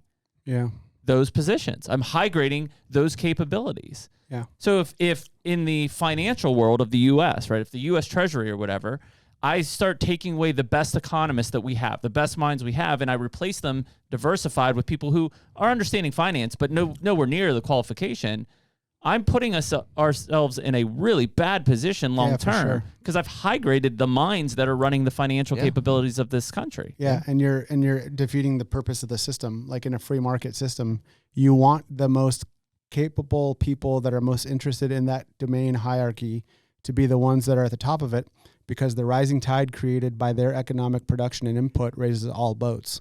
So what I mean by that is, if you put someone in a computer making business who's not as good at making computers, but because they are a certain skin color that you want to hire, you put them in that to make decisions of that company, the productivity becomes least efficient. And then the price of the computer has to go up, or employees have to be fired and to make up for the loss incurred by that hire. Something about that economic framework needs to change now to ameliorate the externalities of hiring that person, to make things better as a result of what you did to hire that person. So now that computer becomes more expensive. And now another computer company that doesn't do that moves in, or computers just become more expensive. And now people who have nothing to do with that hierarchy now are having to pay more for the computers. Right. And which means they have to take more capital from other places where they might better apply it. So that rising tide floats all boats. When everything is the best made it can be by the people who are most interested for the lowest price, and then people get to compete, the product becomes cheaper for everyone, and they can apply capital in other places, and then the system gets better. So you're actually killing the system. Well, and currently look at the economy across our country. Right. Seems like we've had a rising tide. Yeah. And we for short-term gain and short-term feeling good about ourselves, we're sacrificing the whole experiment. Yeah, it's an interesting concept because it very much takes a long-term mindset to fully envision and understand and how to apply that stuff. And I think that the eyeballs around diversity are very much focused on short-term gains. And about remaining employed. Because hey, you need a diversity department. And listen, you've got a big problem with diversity here at We Are HUNTR. So hire me for $100,000 a year. I'll tell you what guests to bring on. They won't be as compelling. You won't get the ad revenue, but you're going to be diverse. And also, Jeremy needs to be replaced. We need a female in here once a week. Damn it. Or I got to go get tits. Yeah. I mean, that's a useful outcome. I'd like to see that. To be honest, it's yeah. I don't want to do that. Who wouldn't? The podcast quality goes down. Advertising revenue goes down because you don't have the clicks and the likes and the follows. So we're going to have to offset it somewhere else. Then you offset it somewhere else. And then another podcast comes in, but then everyone who listened to you before that is now suffering, you know, in one level or another. It is what it is. Because the podcast doesn't have the quality that it did before. Now either another podcast comes in that's not engaging in those ridiculous things, or the state of podcasting, if everyone does it, gets worse. I mean, it sounds ridiculous, but that is the state of like mainstream media. That's the state of our entire country right now. That's why, whatever you're going to call independent podcasts, you know, media sources, news sources have risen to the top is because they are unaffected by those mindsets. Yeah, no one talked about the president going on Fox News. Everyone's talking about the former president going on Joe Rogan. How crazy is that? It's insane. It's awesome. Wow. I mean, if someone were to tell you in 1994, you're sitting at home watching news radio at 12 years old, or we were, or he's too late, already voted, or Fear Factor. And you're like, hey, you see that dude up there telling that girl to eat a horse testicle? That's freaking hilarious. In 20 years, he's going to influence the entire geopolitical landscape and command $300 million for his podcast. And the election will rise and fall on his back. With 3 weeks to go. Now watch him make her eat that horse testicle. Could you imagine that? Wild, drink that gallon of horse cum. Exactly. Which is a thing they did. They did. Yeah, I know. Wild. That is bonkers. That I get chills again thinking about that. That's the state and good of where for we're him, at. right? Yeah, I mean, it's because he's a truth awesome broker. for him. And he asks interesting questions, and Well, I've already had people say like, "Oh, well, yeah, I mean, of course, what do you think?" And I'm like, "Listen, the cool thing about Rogan is like Rogan's not a Republican. No, he's not at all. He's very independent. He's very in the middle, center left. Yeah, and so it will be a good discussion with him to be able to say this is not a very biased discussion that's going to happen out of the gate. He's probably going to ask him some tough questions, but he's going to let Trump just talk about it. Yeah. At this point, like this is dropped, right? And probably to your point, will influence the amount of swing voters that are going to go left or right. Yeah. Yep. I could be wrong about this, but there's the humility. opposite of narcissism. Yeah. Good try. It's good. No, I like it. Keen on myself. Build on that. I myself, and I got to believe that most people, just the very fact that he is doing that format, regardless of what is said, is going to win votes. Yeah. I mean, Yeah. it's going to be attractive to tells people. me this He guy did that other one that was very positive for him. the Bloomberg one? No, He did the Nelk Boys or something. No, well, that one's good too, but he just did one with Andrew, what's his face? The He did comedian. one with mullet dude. Where 3 of those guys were big time liberals. Yeah. But there was 5 of them. He It came just off shows as very that personable. He's not insecure at all. He was on his P's and Q's. And I don't want to like turn this into the Bill Thompson podcast, even though I guess I'm here to be on this podcast. But it's your podcast. The I Bill met Thompson Trump podcast. a few weeks ago. Oh, did you? Yeah, and got to hang out with him and just 10 minutes. Mm-hmm. And What were your honest thoughts? very plugged in. Yeah. He's cognitively. People talk when the news now say like he's crazy or he's dumb or he doesn't know what's going on. They called him like, fascist this morning. You couldn't be more off. He's very clicked in. I'll say the one thing, and I have not said this ever publicly, and I might not ever say it again publicly because I generally don't like talking about these things, but I'm here and I don't want to deny myself. I saw him interact with his daughter and people around him, and his family was there. He's far more personable and loving with his family than I thought he would be. Just watching him interact with people, like he took on the guise of much more of like a grandpa, like in the way that he was loving with his family, the way he looks at his daughter when she was introducing him and talking. I think that's the side media doesn't want you to see. There's a side of him definitely that is very genuine and really loves his family. That just in that small snippet of being there with him and then getting to go on stage with him. I was on stage with him for almost an hour and a half. He really does care, it seems, in a way that I wouldn't have predicted. Because obviously he was a businessman in New York, dealing with the mafia, corrupt prosecutors, real estate agents. You got to be a hard cookie to navigate that territory and come out successful and not be killed or end up in a trunk. Yep. We all know what the stories of the mob in the 80s and 90s. Yep. Pre-Giuliani, what New York was like, and he was hyper successful in that domain. Yep. So my expectation is that that's probably how he is all the time. Yeah, just a hard guy, just a hard dude, which would be fine and understandable. We need those people. In life, I just read an excellent book on a case study of these kinds of disagreeable people, and how they come in at like the 9th hour and set things right. And then the interesting thing about the book, I can only think of the author's name right now. I can't think of the book or what it's called. I think it's called Savior Generals. It's by a guy named Hansen, but he did a case study on the ones that stick out to me were Patton. And William Tecumseh Sherman.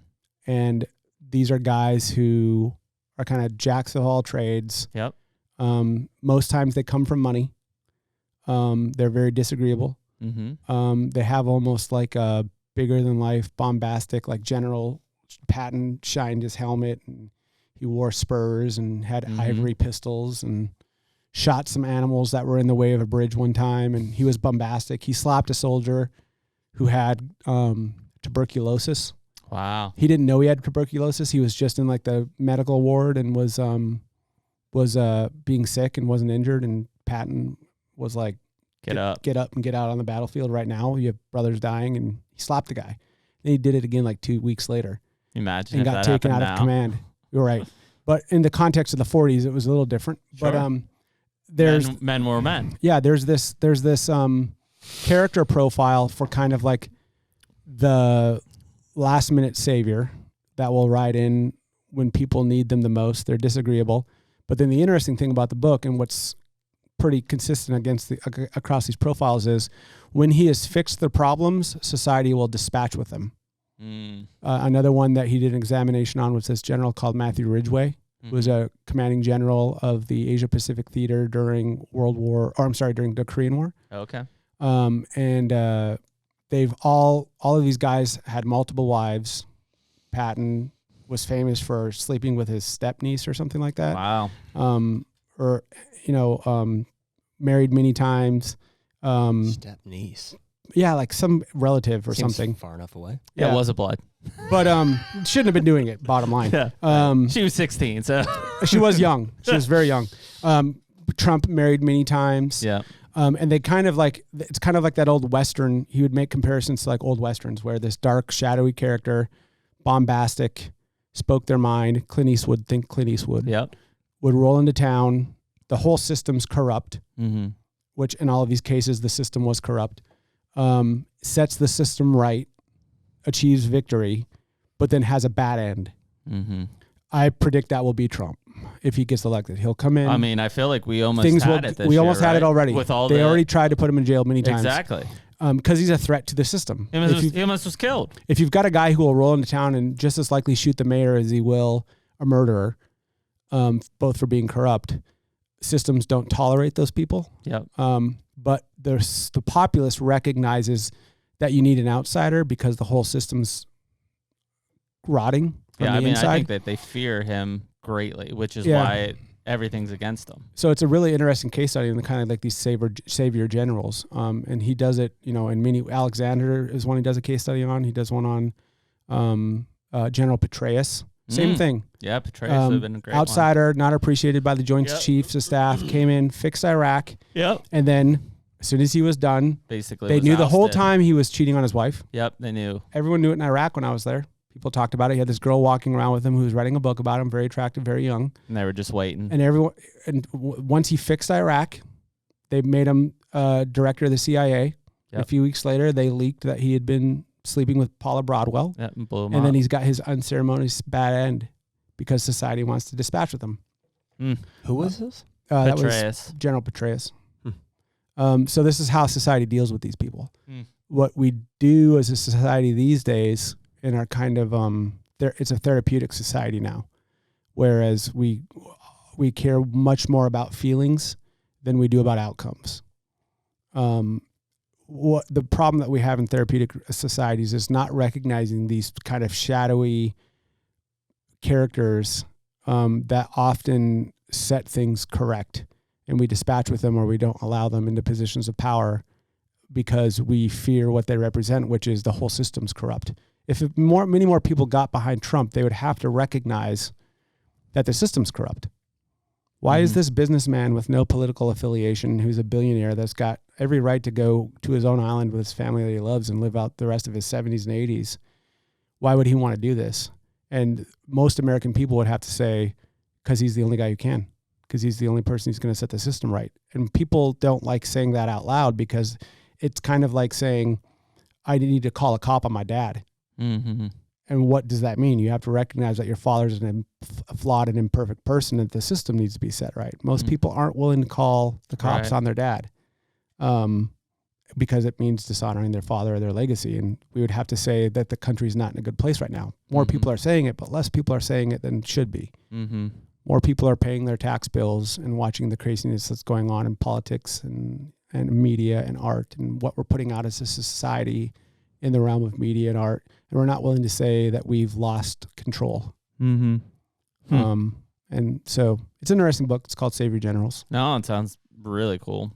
Yeah, I mean, it's a again, we're recording this 3 weeks before this. Yeah, who knows? We could be getting arrested for this podcast here in a month or two. Very possible. Yeah, we could be put in a concentration camp or something. It is weird that would be the general feeling by just people in general, is that we've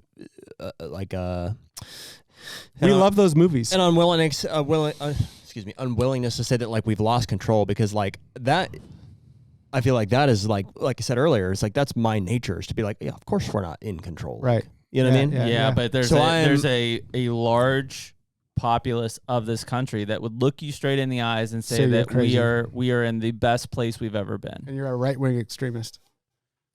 Like, our dollar's not worth anything. We're getting invisibly taxed. Right. The Chinese are being aggressive in Taiwan. The Russians are being aggressive in the Ukraine. We could not be the control currency. Israel conflicts. The Israeli conflict. We have lost control. But they'd look you straight in the eyes and say, no, we'll be worse if Trump is in office. Yeah. Yeah, of course they would. But meanwhile, while he was in office, there were no wars. The dollar was good. There was no problem with us being the reserve currency. Gas was $1.90 But he was a gallon. mean man. But he mean tweets. He's a mean man. Mean tweets. That's really what the basis is. It's the craziest thing I've ever heard in my life. Like, again, it's not... The man's not perfect. No, and I don't want him to be the savior. That's the other I guess thing that's what I was going to say next, dude. I want him to go be a billionaire, and I want the Mitt Romneys and the George Bushes because they represent a stable system. Yes. I actually want the stable system. Yeah, we don't. Yeah, we don't. But we're in need of such course correction right now that I don't think they've given us another out. Yeah. We haven't. I mean, think about it. Like, first of all, the defense I always say is like, look at who this guy is and what he's accomplished in his life. Like, why in the hell would he want to take this continued abuse? Yeah, and be indicted. And be crucified damn near on this stuff. Duty. Yeah, it's at a certain point. Well, I think he loves the American experiment. Exactly. And I think that's it. Now, on the flip side, to your point of like stability, it's like, I think that there probably are some really qualified people who could bring stability to this. They don't want the job. But they're also not the outsider character that will do what's necessary. Well, we have to break the cycle first. Yeah. They are going to go along to get along. They're going to be agreeable. They're going to enforce the status quo and maintain the political system. Like the Democrats and the Republicans right now would approve of a Jeb Bush 10-1 over Donald Trump. You know, because he's a cog of the system. Yeah. He will propagate the system. He will continue to make politicians rich. He's just a person and a puppet. At the expense of the middle class and the lower class. And Trump appeals to those people in a way because he calls things as he sees them. Yep. And you look at all of our media, like our great media, our great movies, our great poems, our great, you know, from Euripides all the way up to Homer's Odyssey, all the way up to the X-Men and Wolverine. We love the outsider character who comes in and sets things right when the whole system is corrupt. Yep. We love those people. Until the job's done. And then we kill them. We get rid of them. It's like that movie, The Magnificent Seven, where they go in and the seven gun fighters go into that town and they say, great movie. Boy, are they going to be glad when we kill this guy. And he said, yeah, but they're going to be even more glad when we leave. You know? Because once the system's set straight, then we need to return to order, and we don't want those things. So it's a very, we're living in a very interesting time. If people are listening to this podcast in 25 years, you know. Oh shit! If they're listening to us talk about it 3 weeks. It's gonna be a weird one to listen to in hindsight. Yeah. 3 weeks before it happened, we're sitting here drinking bourbon, shooting the shit, talking about where are things when this podcast drops. Yeah, it's gonna be very weird to listen to this in a few years. I mean, I'll be at a tree stand, but besides that, I would also say, for the purposes of our listeners, when we do get to deer, which we don't need to anytime soon, we should start in the beginning of the video, be like, for deer content, go to 56 minutes. Oh, we'll label it out. Yeah. Because I don't think I'm hardly qualified to sit here and talk the way I am. But well, it's just a conversation. It's conversation. Three dudes having a conversation, right, about where we are, and in the back of our heads, all three of us, as we're having this conversation, are thinking, shit, this drops a week after the election. And this will affect hunting. This will affect gun rights. This will affect individual autonomy. What do you think of, what's the percentage of hunters that are not registered? It's crazy. It's like 30%, right? In PA, it's 700,000. What do you think of that? It's insane. 700,000 hunters, right? Hunters that aren't registered to vote. Really? Mm-hmm. And in South Carolina, North Carolina, it's something like 300,000. In Georgia, it's something like 250,000. Holy shit. So we sent out an email just encouraging people to vote. And we've got not a large email list, sub 1 million, but, you know, over 500,000. Wow. Just telling people to go vote. Not telling who to vote for. Just saying, I don't care who you do vote the research, for. go vote, because there's this thing that is also going on with people. And again, it's that Hansen guy. It's just because this is the most recent book I've read. where he contests that a lot of people, especially in the middle class, especially people who are just trying to work and raise their family, have kind of constructed this monastery of the mind, where they're unplugging from politics, they're unplugging from popular media, they don't know who's at the Grammys this year. Whereas in the 90s, everyone knew, like, Denzel Washington got a Grammy or a Emmy Award last night. Yep. Or this movie's coming out and all my family's going. And now they're just like, don't know what's going on in the NFL. I don't know who was at the Grammy Awards last night. I don't know who's running for Congress. I don't know who's doing this, because the system's so crazy right now. I'm simply focusing on my family and making sure there's money in the bank. And I really hope people are thinking that way, not to like completely unplug yourself from reality, because the bottom line is, like, there's bad shit happening in the world that will affect us. I think it's what every like 60 to 65-year-old dad is doing right now. Yep. Like, all of them that I talk to or that I have contact are just like, they're just like, this isn't done for me to fix. Yeah, we're done. I'm old now. I need to make sure there's money in the bank. The torch has been passed. I don't care about the movies. This is your guys' mess. Yep. And so it really is this kind of like monastery I think of the the mind. younger generation than that is doing. I mean, I'm doing that to a degree. Yeah. And now, yes, sure. I'm saying it's permeating down and more. Like, I don't know anything. I used to love NFL football. I used to. I had a brother who played college football. Remember movies? Yeah. Remember they used to make. Remember they used to make good movies. I don't watch movies anymore because they always have this political ideology that's compacted in there and that's put in your face. It's just trash. They're not good. And they're not telling these cohesive narratives that I talked about before, like the myth of the outsider, the guy who comes in and sets the system straight. That now would be a patriarchal white man. Yeah. That we don't have time for. Right. But when we make these movies, they explode. When they still, like, they've made them every once in a while inadvertently, and they're huge. Like, one of the biggest superhero movies in the past 30 years was that Wolverine movie. Mm-hmm. And that character is the guy. And media is good at anticipating these kinds of things because artists are very open and they look into the world and they say, here's something that I see going on right now. I'm going to make a movie about it. I'm going to make it ridiculous. It's going to be about a mutant who's going to save a little girl. But it's going to be the broader context, the broader narrative is there's going to be this outsider that is, brash, says what's on his mind, drinks too much, swears, womanizes. But in this one instant, he's going to come in and save this little girl and make sure that she is safe, and he's going to die doing it. Yep. And then we watch that movie, and everyone's like, it made $1 billion. Why did that movie make $1 billion? Well, it could be that we're existing in a system. That's what we're all looking for. We're in this system right now where we don't see an outsider, and we're hungry for that person to come and set things right. And that's how Donald Trump got elected the first time. Yeah. That movie came out at the same time Donald Trump was running for office. Interesting enough, love or hate the NFL, and I still watch my Steelers all the time, but the game the other night, night game after we did our open house in Pittsburgh, giant crowd for Aaron Rodgers and the Jets were there.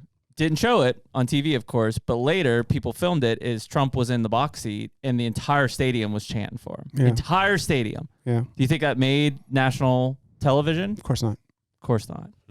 But the entire stadium was turned around looking at that guy in the box chanting. Wow. Yeah. It's crazy. Pretty wild, though.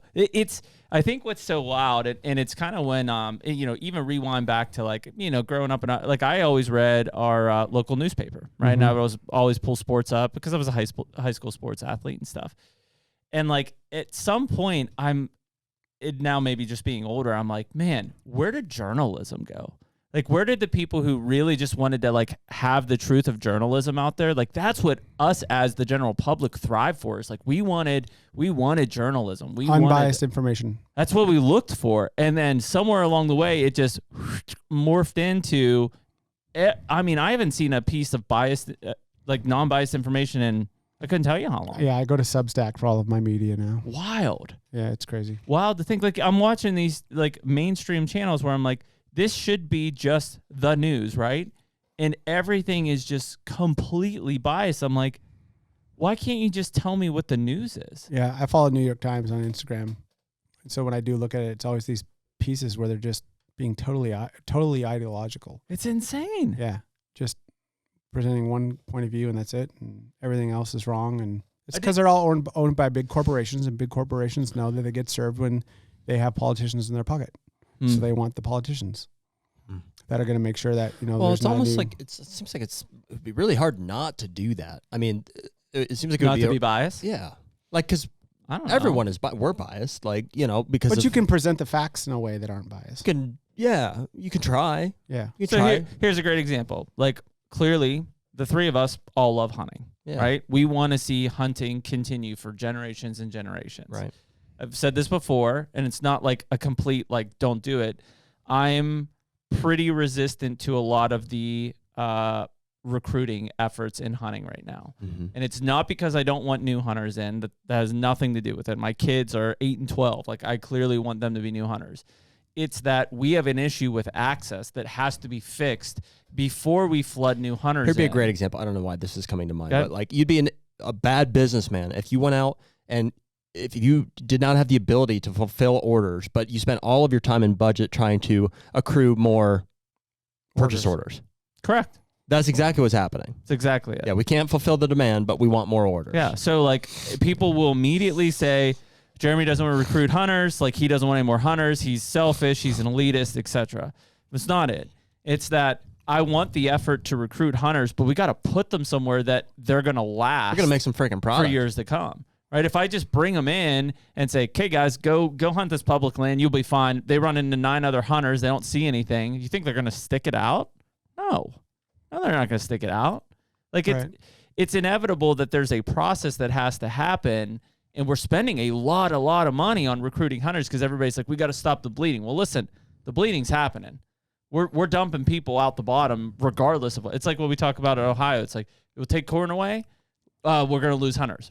We're already losing them. We are losing hunters. Mm-hmm. So there's issues that have to take place before we continue to stuff in. In fact, I think some of the hunters leaving out the bottom are because we're stuffing people into the top.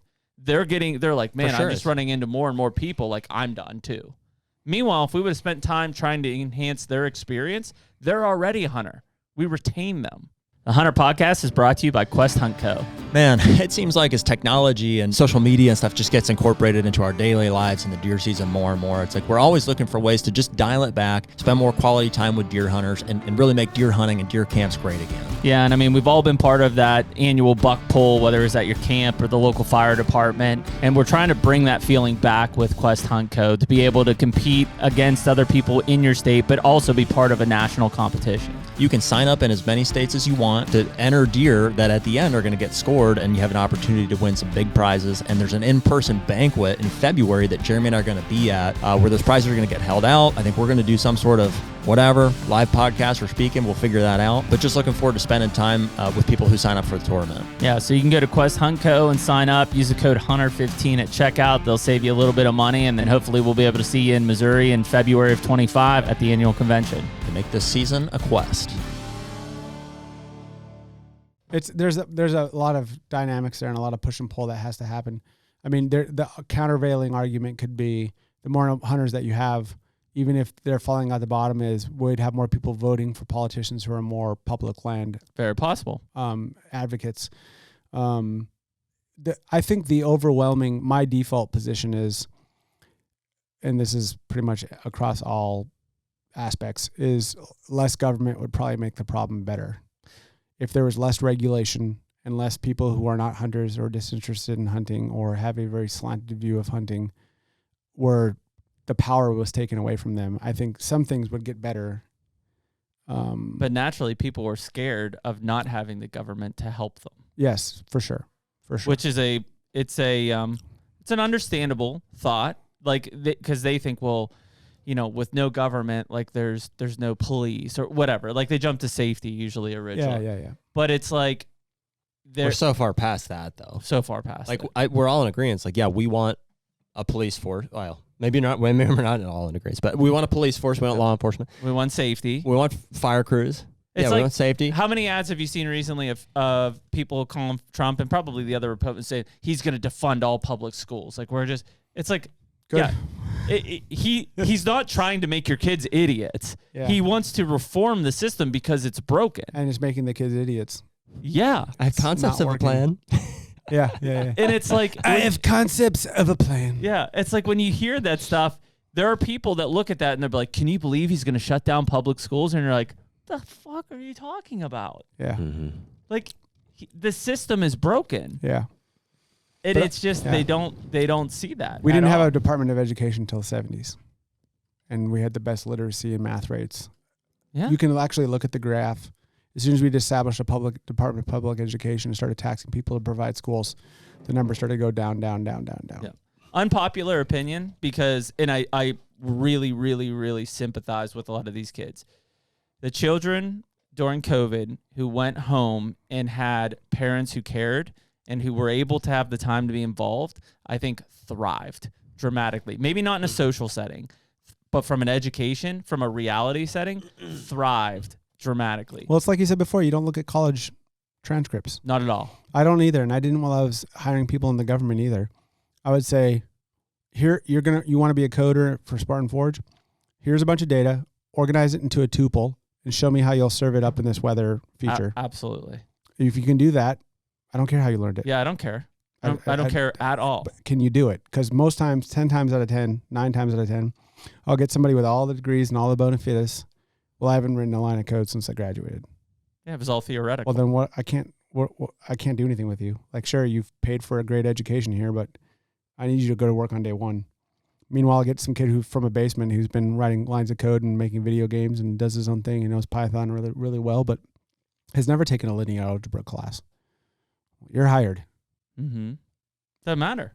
Yeah, for sure. I have to hire that person. Yeah, it's and I'll get them cheaper. Yeah, it's such a strange thought process when people get into that stuff, and again, it's because maybe just for generations we've just been told hey, if the news says this or this is just how it is, like these are the facts, but yeah, it's a scary thought. It's no different. We've talked about it on here. In fact, we probably have talked about it with you and Johnny in the last one. Is like, think about the amount of hunting content that's on YouTube and stuff. There's a lot of stuff that it's not good. It's bad. It's incorrect. But there is no censorship, which I think is a good. It's a platform. Just put whatever you want out there. But there are people absorbing things that are misinformations.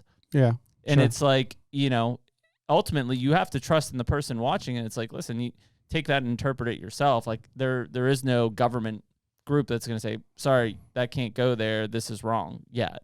Yeah, I mean, there shouldn't be. What we need is an analytical class of people that are informed decision makers that understand how to look at something like a shitty YouTube video and say, now you put that practice into play and it didn't work for you. Mm-hmm.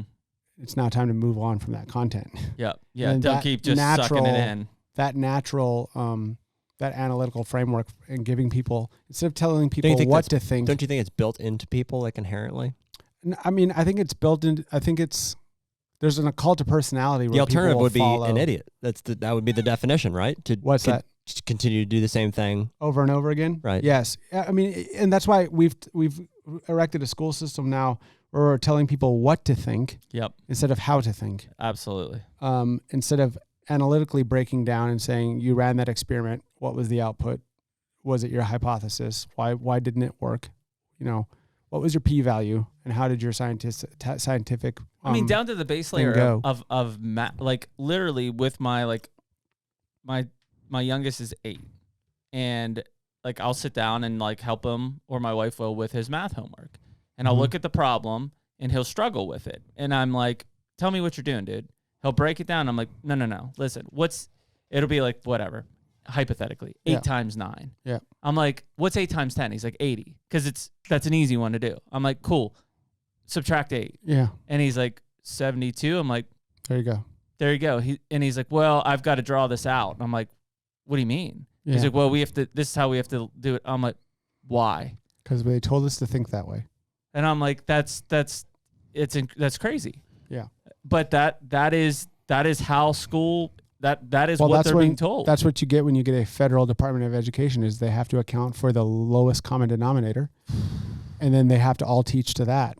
Whereas if you had state departments of education that handled their state, and then they push the power down to the local school board to say, okay, you're a farming community, so we're going to make sure you guys are doing financial accounting, and that you're going to know how to, count bushels of hay or whatever it is that you do here. Imagine how we would thrive as a versus society. in Chicago, they're going to focus on linear algebra. Yeah. And business, finance, economics. Yeah, business, whatever. economics. And that's going to be because the majority of the business people are here in Chicago, and the majority of the producers in the agricultural subsector is here in Minnesota or North Dakota. Have a tech tech class where you're actually learning about like tractor breakdowns and stuff.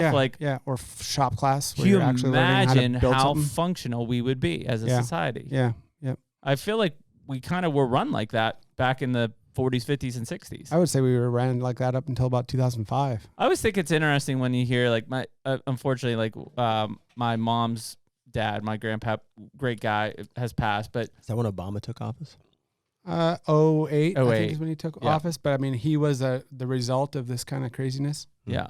But if you hear like any of the old timers who really went to school in like the 40s and 50s, especially, first of all, most of them didn't graduate. Yeah, 8th grade. Yep, 8th grade education.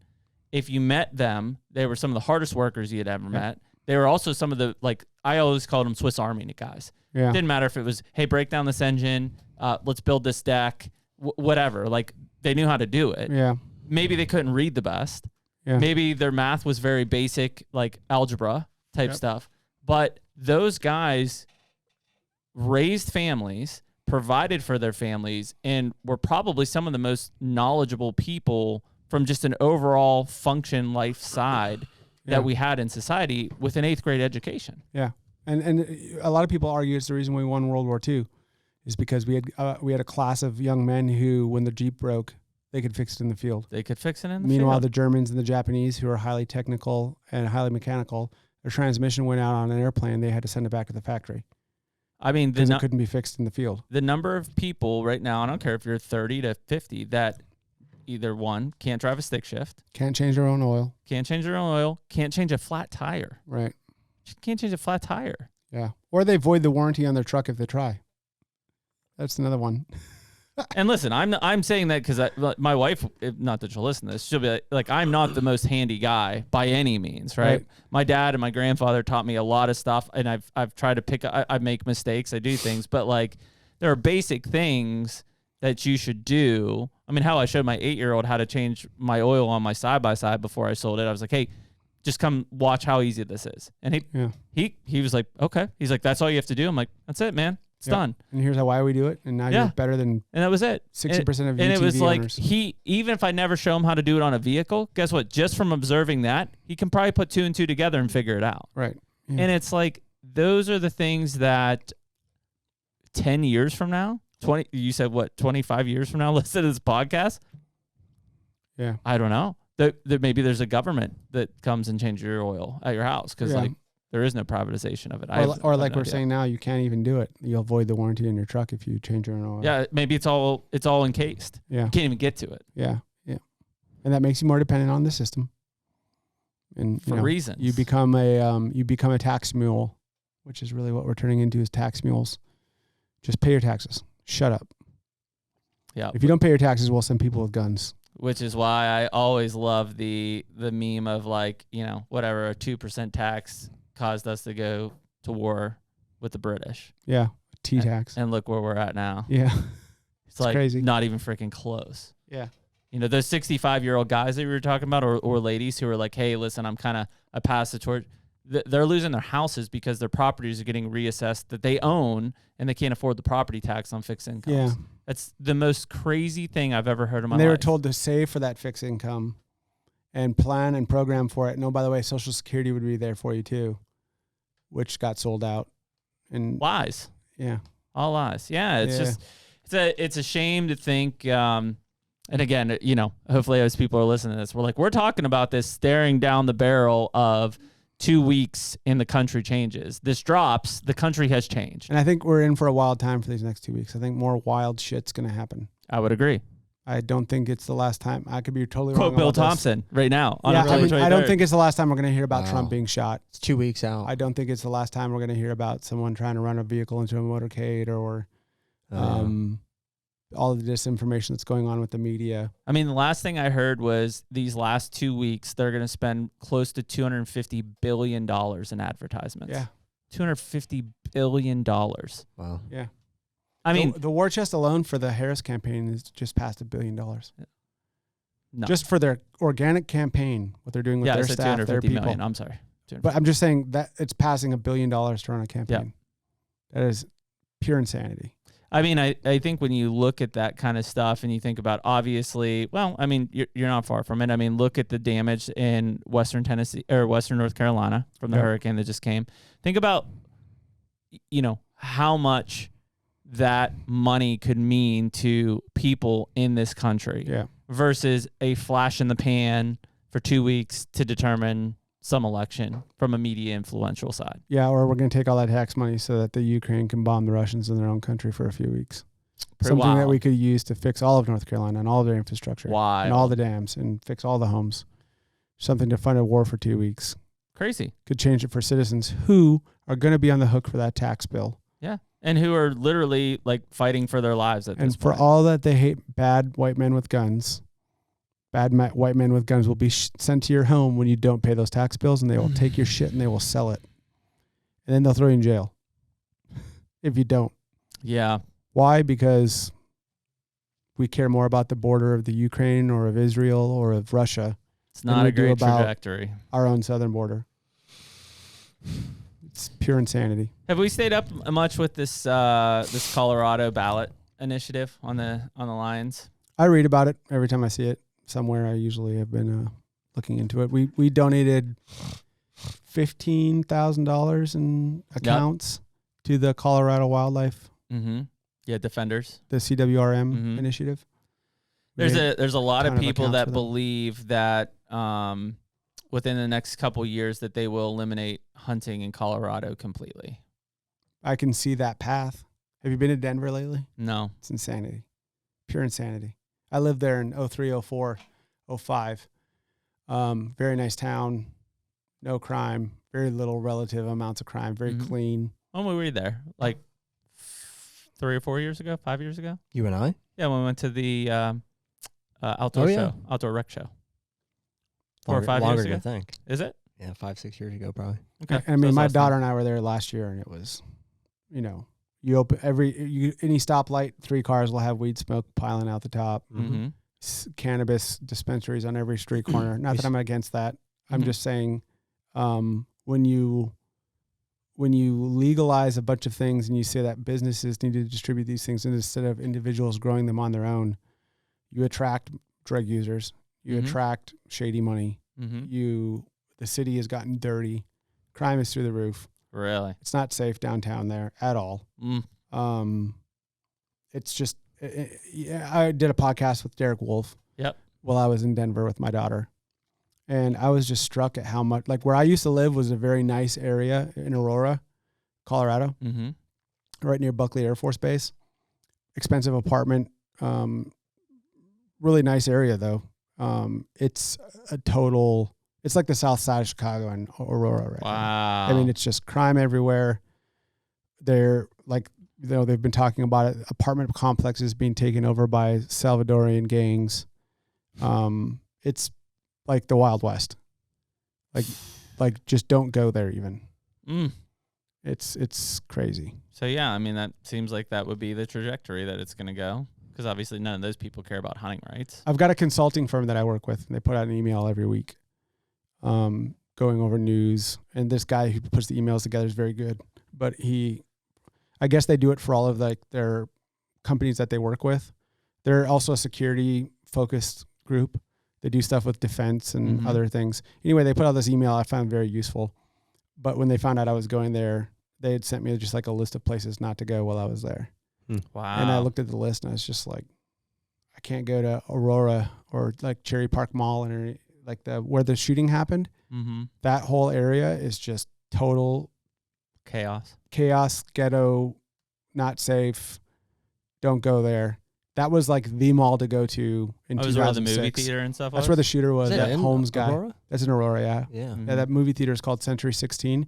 My friend and I used to ride our Harleys there every weekend. It was about 15 miles from where I lived. We'd ride our Harleys there. Park right where he walked in that back door is where I'd always park my Harley because I didn't want people backing into it. So the door that he took in is at that Century 16. That area is just like not habitable right now. You can't go there. It's just crazy.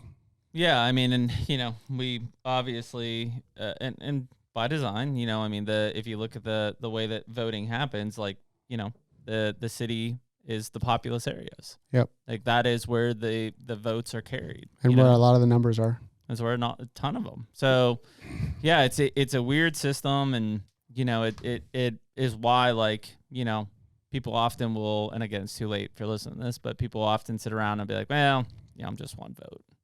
Yeah. But when a million of you guys say the same thing, yeah, it's a big difference. Or 300,000. I mean, Georgia was decided by 1,600 votes. Yeah. Last time. I think Pennsylvania was by less than 30,000. Yep. And there's, like I said, 700,000 unregistered hunters in Pennsylvania. Yeah. And something like 250 or 150,000 or 250,000 in Georgia. Yep. So I went straight to Lee and Drew with Seek One and said, I think it's imperative for us to put out voting emails, not telling people how to vote. Sure. Just telling hunters the future of your culture and the things that you hold value to. Very critical. Could be in the crosshairs, and that we as a hunters by default generally are more individualistic and want to provide for themselves or go out and play the blood sport game, which I also love playing. And we have a vested interest in making sure that the things that we want to do going forward are preserved for our kids and for other people, and to grow the sport in a way that's responsible. And if we sit home on election day, then we can't be mad when it doesn't happen. Yeah. One thing, I don't know if it's, I think it was Spook that said it, is that if Trump gets elected to office this time, and it was tentatively going to be last time, that he was going to reform the Lacey Act, because currently the way that it was written, it's very, it was meant to prevent commercialization of that natural resource. There's a few guys that have been big on it. Ted's working on that a lot. Nugent is working on it. And essentially, because it's so broad, there's a lot of things from the general hunting angle that bring in these federal charges potentially. And so Trump had said in his first term that if getting into a second term, that he was going to work on reforming that so that it was more defined to focus on commercialization of wildlife and essentially the sale of that public resource versus, essentially if you do something small wrong. Targeting influential hunters. Yeah. Well, not even just influential. I mean, if you go to Arkansas and you kill a limited ducks, but somehow your buddy gives you one, and so you have one extra and you drive to Louisiana, Lacey Act. Yeah, that's odd. So that was a big thing. And I say that because people think about the political side and they're like, well, it's economy, it's war in Ukraine, it's all these other things. It's like, no, listen, that there are things that directly will affect you that will be decided or remain in place from who ends up in office at this point. Yeah, I mean, I don't even use the left-right distribution when it comes to politicians anymore. I try to read the politician, what their goals are, what they're trying to do. So you end up getting a rubric where Tulsi Gabbard and RFK are on the side of Trump. Yep. And I'll talk to my wife about this. Like, how does that happen? How? And the answer is, well, the left-right dichotomy that we currently live with isn't a useful mechanism to gauge political affiliation. It's a broken system. Well, the way to efficiently do it and how everyone should do it is there are people who want to be left alone. There are people who won't leave anyone the fuck alone.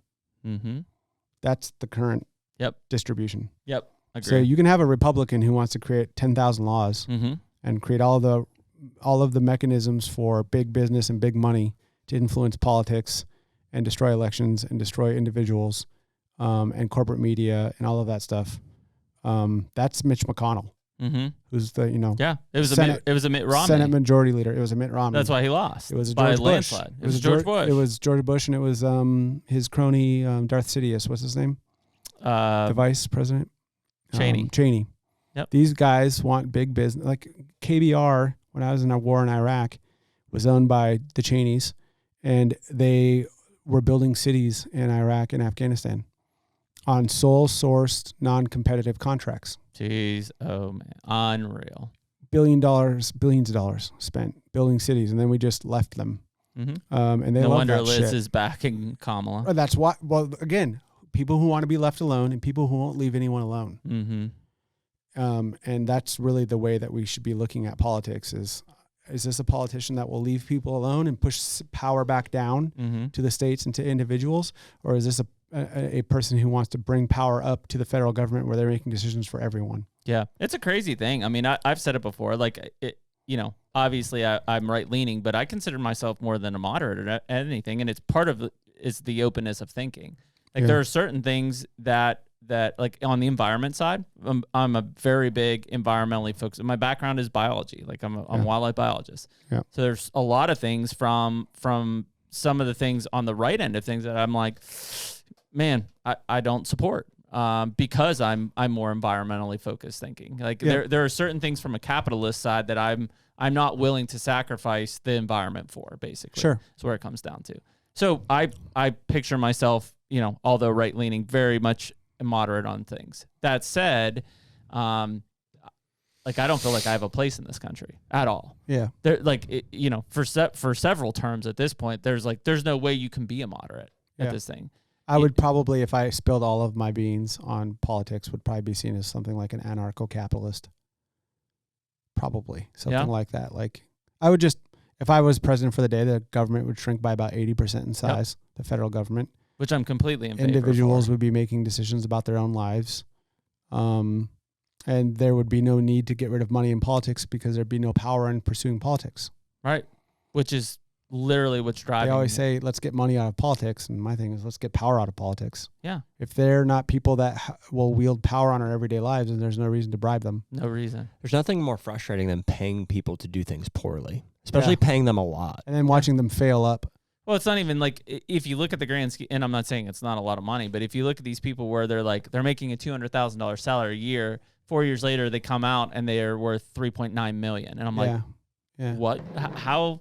Like a bunch of book deals, and now they're advising at some big group, and they're where is that $500,000 a speech? Not to mention all of the stocks that they have under shell corporations and stuff. It's like it is complete and utter like. I am in favor, we talked about this briefly earlier, I'm in favor of people who are very smart and analytically thinking, making decisions. Because I don't think the general public can make decisions about certain things, right? It would be complete chaos. There have to be people to a point that are able to make representatives. Those decisions. Correct. Yeah, elected representatives. But when you get into those situations and like clearly there are a large portion of these people who are out for themselves. They're out for number one, which I get. Like that's a nature of human thinking. Like how are we like, these guys are making all the decisions for us. Yeah. So if you're just tuning into the We Are HUNTR podcast, we're a week and a half, 2 weeks away from the election, and we're all feeling stressed. We're all, I mean, it will especially here, dude, our state. This is battleground. This is it. Well, I think so goes Pennsylvania. So goes the. I think that's it. 100%. Pennsylvania is unfortunately the deciding factor. It's the microcosm. I think we've lost Philadelphia. That's a given. Given Philadelphia, and I say lost because there's a Trump hat right here on the table. Okay, we've lost Philadelphia. Let's lay that gauntlet out there. Pittsburgh will likely also be lost to the Democrats. However, I think Pittsburgh area will be the deciding factor for the race. We know that everything in the middle will be red, minus maybe a little bit in State College and Harrisburg. Most of it will be red. Even if we lose, if you're not familiar with Pennsylvania, Pittsburgh is in Allegheny County. Even if we lose Allegheny County, if we have a much more voting populace towards the Republican, the state goes red. Yeah. That's the end game. Yeah. So, that's my projection. When was the last time Pennsylvania voted red? When Trump won. Yeah, Pennsylvania was red for that? Yes, it was. The first time. Yep. I see what you did. So we can do it again. Yeah. It was not by much the last time. Yeah. It was very little votes. Never is. I think it was less than 30,000 votes. Yep. It was. Yep. So it will be, I mean, and there'll be over, I can't remember the exact numbers, so don't quote me. I think it was over like 1.1 or 1.2 million people just in Allegheny County voting. So 30,000 votes is nothing. Yep. So that's what it will come down to. It'll be this state, barring anything else crazy happens. Like they know where most of these are going. This is a state that they're not sure of. They still throw North Carolina in and Arizona in, but it's this one. This is it. One way or the other. I don't know if this is factual, but I've also heard that there's been a massive increase in, and this is not a joke, just so you're going to laugh. there's been a massive increase in Amish registrations for voting. I believe it. And they will vote for Trump. I believe it. Because guess what? Why is it? They want to be left the fuck alone. They want to be left alone. Yeah, who doesn't, man? So, and if you think about, we're in the real estate business, right? What's been happening in New York? Yeah, we got a lot of Amish moving out of New York into Pennsylvania because of their politics. Because they're saying, "Oh, sorry, you can't have wood burning furnaces and stuff anymore in these new constructions." Yeah. Oh, sorry, you can't have a community school. You have to go to a local approved school district by the state of New York. Yeah. So they're leaving. So and guess where they're coming? Pennsylvania for now. Yeah. So if that is true, wow. How wild would it be if the Amish are the swing vote? I never thought I'd be so grateful for Amish. You never hear them in the breakdown, like how are women voting, how are millennials voting, how are Gen X voting, how are blacks voting, how are Hispanics voting. 2020, what is the next one going to be? 2028. We'll be talking about how are the Amish voting. I'm telling you right now that the Amish could win the election for Trump. I want to see like a wooden Amish Trump sign. If I'm crazy, we do this every 4 years. Yeah. If I'm Donald J. Trump, I'm churning the shit out of butter at this I love the Amish. Yeah. I walked in here. I said so many Amish. Butter. A lot of Amish. Churn that butter, baby. Straight Kingpin. He's like, I milked your cow. And he's like, we have a bull. And he's like, it's great. Give me the corn pile. This one kicks. Yeah. Yeah. So, yeah, I mean, that is... in synopsis, that's where we're at. But it will be, it will be strange, the three of us listening to this back 3 weeks. Yeah, we will be now. listening to this when it hits, and I'll be like, whoa. Yeah. We'll be like shot out of a cannon on the other side of this, right? Or we'll be like The Simpsons, and we'll have predicted things. When you guys can't get me on for podcasts after the next one, it'll be because I moved back to North Dakota, and I'm just on my cabin being left alone. Just being left the hell alone, dude. Big fence. Where we all should be. The HUNTR Podcast is brought to you by Rack Hub. Well, dude, sheds are starting to hit the ground. Yeah, and although we usually don't find many of them, we've done pretty well this season so far. I would say for just, a handful of walks, we've got a pile of sheds to show for it. So yeah, I'm excited. Yeah, I mean, if shed season would end today, I think it was pretty successful. So this year we're partnering with Rack Hub. It's an antler mounting system for your sheds. Yeah, and obviously people have watched our podcast. We've got this massive pile of sheds that are on the table at all times, but you guys took the time to set up Wide Boy Shed on the R1, which is a really cool way to now have that thing right off to my left-hand side during the podcast. So some of these sheds just call for a little bit more appreciation, I guess. So rather than being on a pile on the table, we're going to mount them on the wall, and they look awesome. So yeah. And so if anybody wants to try Rack Hub, you can use the code HUNTR10, HUNTR10 at rackhub.com to get 10% off your order. Use Rack Hub to make the most of your shed season. All right, so if we're dropping this when I think we are, it's November 12th. It's already too late. Well, no, I'm done with politics. Politics are over at this point. But that was great. What I mean is what's done is done. Now we're talking abortion. I'm joking. Yeah. Yeah. What's that? So my next topic, abortion, yeah. slavery. That's what that guy said. Amish abortion. Your thoughts? My next topic is, I had a really crude comment there, but they're eating the dogs. They're eating the dogs. They're eating the cats. It's November 12th, which means we are smack in the rut at this point. 12? Oh, that late. Oh, dang. November 12th. Yeah. Dude, as time goes on, I do think it's... I used to be like, first week of November. But I really now do think cohesively... For me, it's 28 October, 20 November. That entire 20 yeah, of course. Yeah, I'm hunting the whole time. I'm just saying. I'm just saying the rut's definitely going to happen between October 15th and November 30th. I'm saying there are somewhere in there. I'm saying when I look at the deer data, even among local populations, you can have a smacking hot rut 1 week. Yeah. And then a week later, it's going crazy the door over. Yeah. So I know that sounded really general and like a large time distribution, but I whenever I can hunt during this time. Can we? Sure.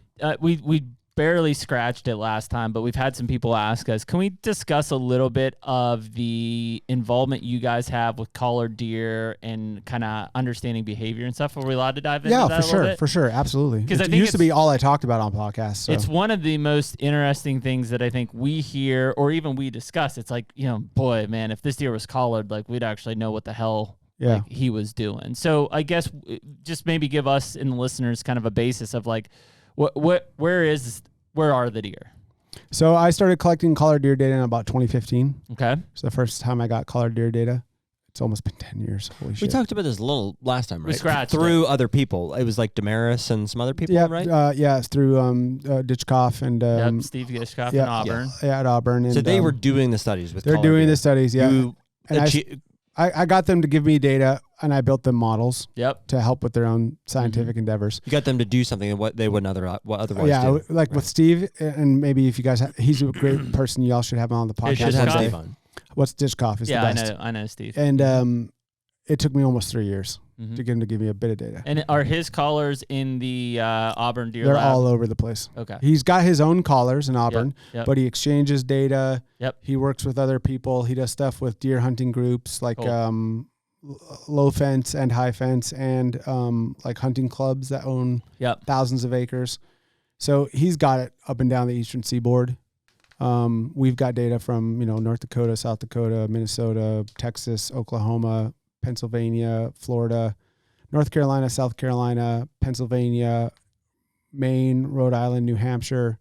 Wow. Manitoba, Saskatchewan, Wyoming. And then we have elk data from all of your western states except for New Mexico. Mule deer data from most of your western states. And then the next model that we're actually putting out, we could talk about this on another podcast another time, but a very large bevy of duck data. Oh, wow. We just migration. We just sent up a team to go do duck backpack studies and did something like 300 ducks where they throw these little backpacks on their back and then because they're trying to figure, they're doing all kinds of stuff with it. What we're doing is we're building a machine that will predict the migration routes based on weather, crop distribution, other stuff, where they're going, what they're doing. And we'll be putting that out at the end of the year. We're actually doing a veteran duck hunt. Oh, awesome. At the end of the year. So a bunch of veterans up in Montana. Andy Stumpf will be there. A couple of other notable people I can't talk about yet. Politically affiliated. That they don't like advertising when and where they're going to be places. Bunch of veterans, disabled veterans, guys I served with, buddies, and we're going to be shooting ducks, putting the duck neural network to work.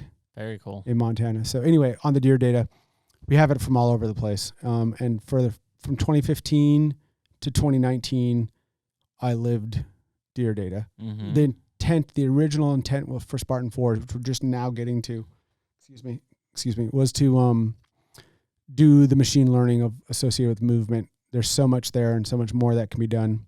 And when we didn't partner with any mapping companies, which was our original intent, then we shifted to making the framework to support all of this, which would be a mapping and planning app. And now we're just getting into the AI. So last time we were talking about Cyber Scout, that's been out. People are using that like gangbusters, although people don't talk about it. I think people don't like admitting that they don't know things. Which makes sense. That's the whole point of Google, right? But somebody uses it, and then we see their use. Like you see, the average user story is they're not using Cyber Scout at all. They use it once. 3 days later, they're back, and now they're using it. They max out. Most of these users max out their usages in a day. Wow. Every day. Wow. And then how many usages do they get? Come back. Follow and lead questions like 10 a day. Yep. Because they all cost money. Yeah. And then we'll see. It's funny. 8 p.m. they'll hit their last question, and they're back the next morning. Yep. Burning on it and going through it and asking really cool questions and doing cool stuff. And we're doing follow-on stuff with Cyber Scout where we're integrating it with the map.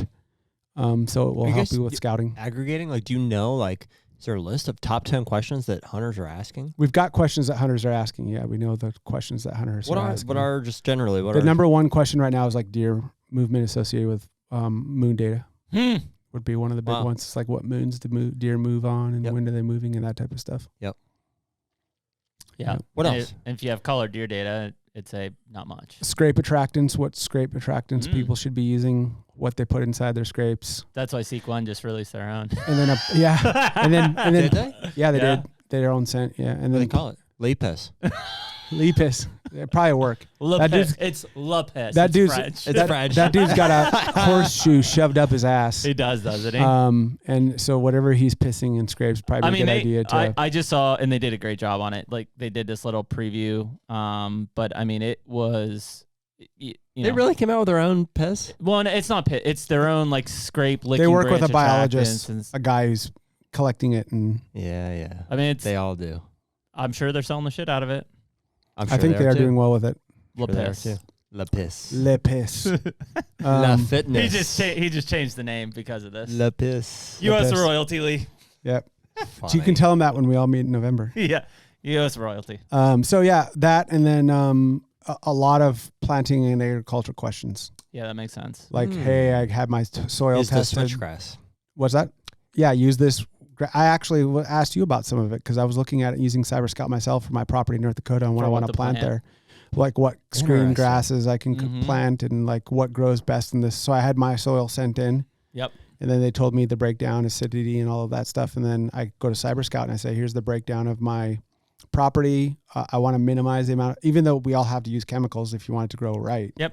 I want to minimize the amount that I'm using, not because I'm thinking about the environment. Of course, I love the environment. I like things clean, but I'm just cheap.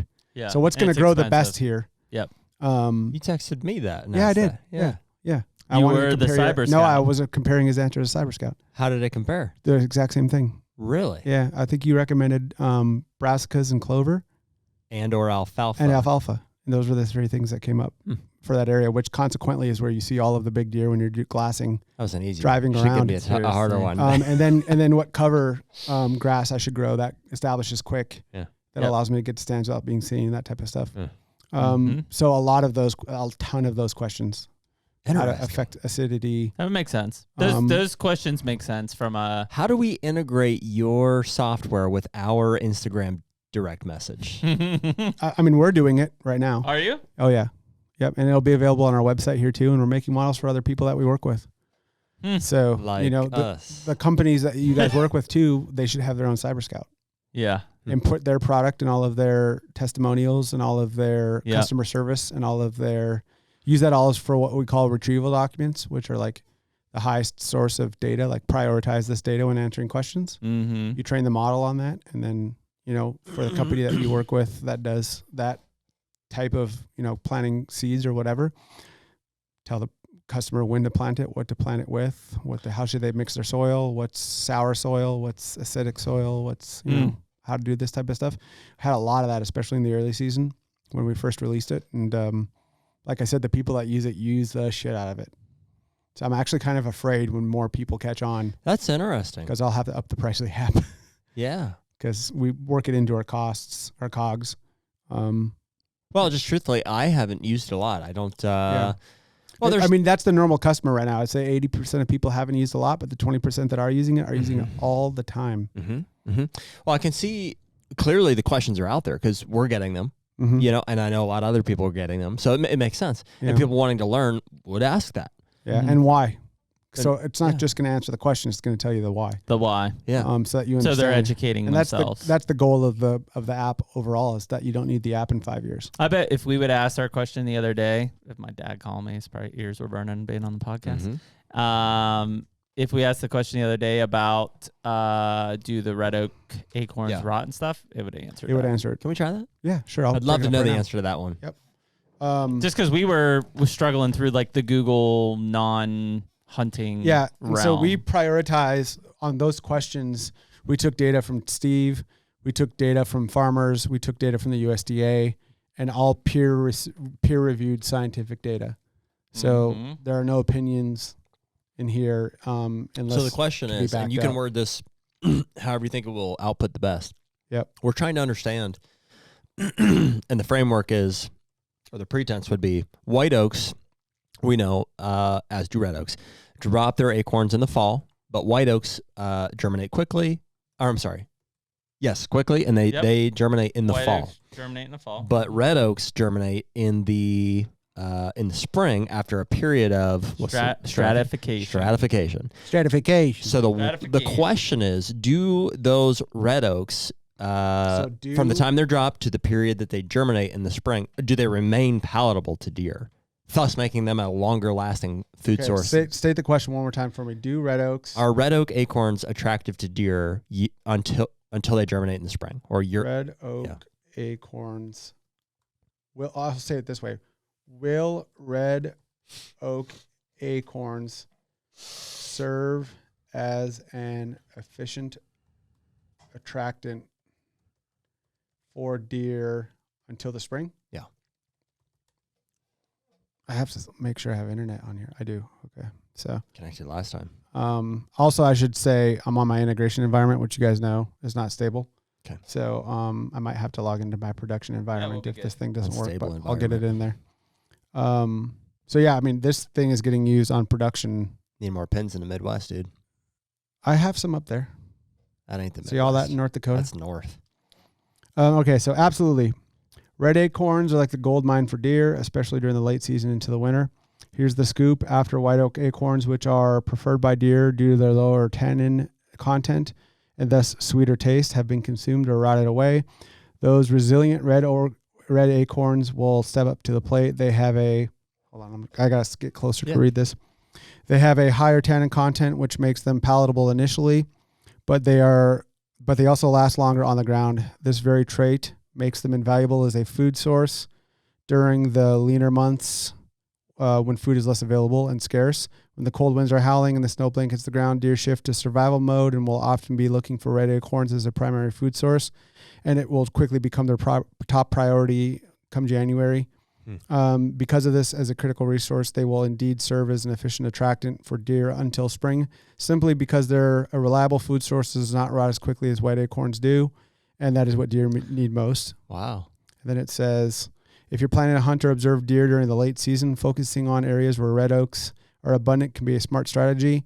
Deer will frequent these areas as forage, providing great opportunity for sightings. Remember, though, the appeal of red oak acorns can vary based on the availability of other food sources that may be in the area. So it's always good to scout and see what is around your area before focusing on the red acorns, as other palatable food sources will be consumed first. Also, don't forget, you're a free American taking advantage of the natural bounty of the land and what it provides. Like red acorns for deer, this is our heritage. It's a connection to the ground that many people have fought for to die and died to preserve. So when you're out there in the great outdoors, remember to respect the land, the wildlife, and the freedoms that we enjoy. Happy hunting. Love that. Interesting. Well, there you go. That's the answer we were looking for. That's it. Yep, that's perfect. That's exactly what we wanted. Wow. There's a lot of information there. I mean, what's more valuable than understanding a whitetail's food source, right? Outside of the rut. But then also the second stuff it tells you, which is like, hey, make sure there's not cut alfalfa near or a standing cornfield, because they will go to that first. Sure. So you might get in there on the red acorns and be like, well, they're not hitting it. Why? And now you know why. Well, and that's interesting. I don't know. I don't know the attractiveness level of a red oak in December versus a brassica plot. I don't know. I mean, we could ask them. Let's ask them. Let's ask them. Yeah. What would a deer prefer in December if both alfalfa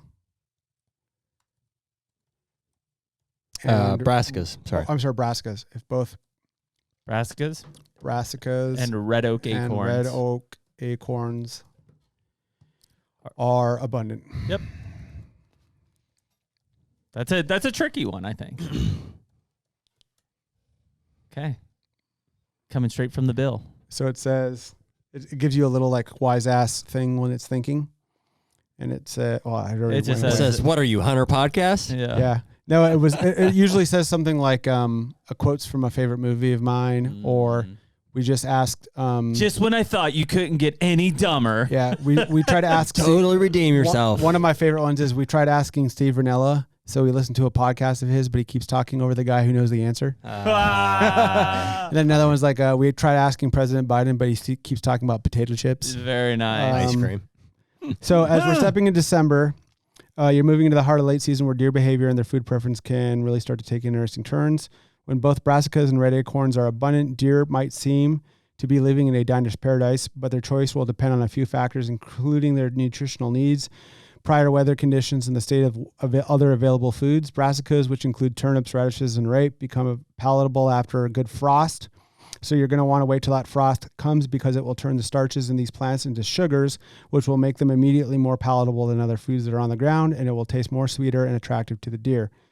They are highly nutritious, offering tons of energy and protein, which deer need to maintain their fat reserves into the cold months. On the other hand, Red acorns, while more bitter due to tannin content, provide reliable sources of fats and carbohydrates. And after the more preferred white oak acorns are gone, red oak acorns are a lasting food source that helps deer through the winter.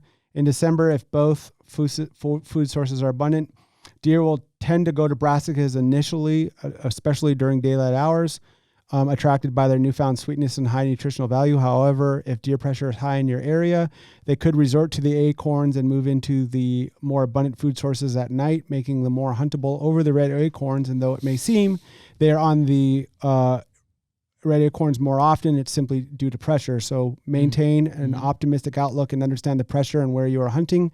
This can vary based on whether you're hunting in a public ground or a private ground setting. Deer are always varying their diet based on what's most available and nutritious at the time without having to sacrifice their skin. In this case, they want to stay alive. So if you're planning on a late season hunt or just watching deer activity, understand the pressure on your land, keep an eye on both food sources, but deer are more likely to go to the rape and other grasses we mentioned before when pressure is little. In high pressure situations, they may return or stay on the acorns as they're more dispersed and are less patternable for the deer. Observing these patterns not only gives you a deeper appreciation of the resilience of these animals, but helps you become a better understanding of the whitetail, their woods, and how you can manage them as a responsible land steward. After all, partaking in the tradition of hunting comes with the responsibility of understanding and conserving natural blah, blah, blah, blah. Yeah. So basically what it's saying is when there's no pressure, they'll definitely go for the brassicas. Brassicas. When there's pressure, it may seem as if they're sticking to the red acorns, but it's only because of the pressure. Isn't it interesting that, and we've never found the studies for ourselves, but remember Craig Harper was like, in terms of the starches turning to sugars, he's like, I was going to ask that. So I assume that the technology is scraping all of those different sources that you talk about, right? Yep. Peer-reviewed papers, USDA. Yep. And I would assume that in that stance, and this isn't 95% of the people, if you ask the question, would answer the brassica question just as that answered, right? The 5%, including Craig Harper, who I trust very much so, would answer it as in that is out there everywhere and it's incorrect. Not in a bad way. Not all of it. Just, No. Just the statement that brassica starches turn to sugars after frost. Immediately more palatable, but then the machine's also saying it's going to depend on pressure. Yeah. In other words, if you're hunting shit out of those fields. Yeah, the answer is absolutely correct. It's the statement, and it's because it's everywhere. It may even be correct on the preference. What is in question per our conversation with Craig is the starches don't actually whether or not turn the chemical sugars. composition of the plant actually changes.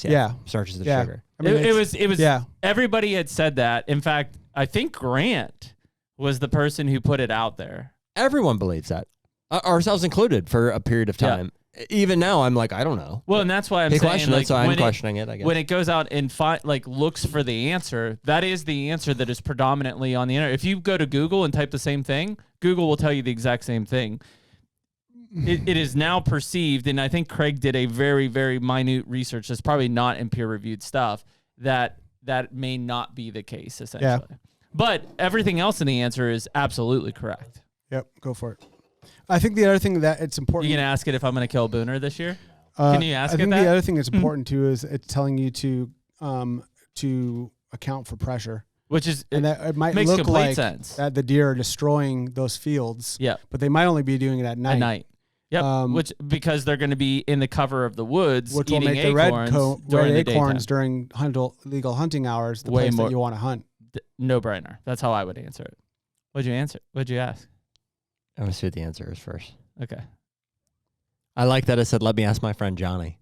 Did it say that? Yeah. Yeah. And Johnny just got a text message. He's like, "Oh shit, I gotta answer this." Oh, that's a lot of words. You don't like to read. You've said that in multiple podcasts too. Are you speed reading?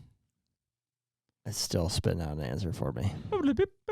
This is also integration, so it's like jumping up and down. But that's not how it does it on production.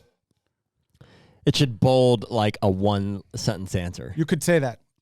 You could say, give me the answer in 2 sentences. There was a really cool one I did the other day. I used it on... Once it finishes, then just ask. Okay. I was asking on like thermals and just to see some different responses for leeward ridges and thermals. And it was pretty thorough, which I expected if it was like a Johnny or a Bo type response.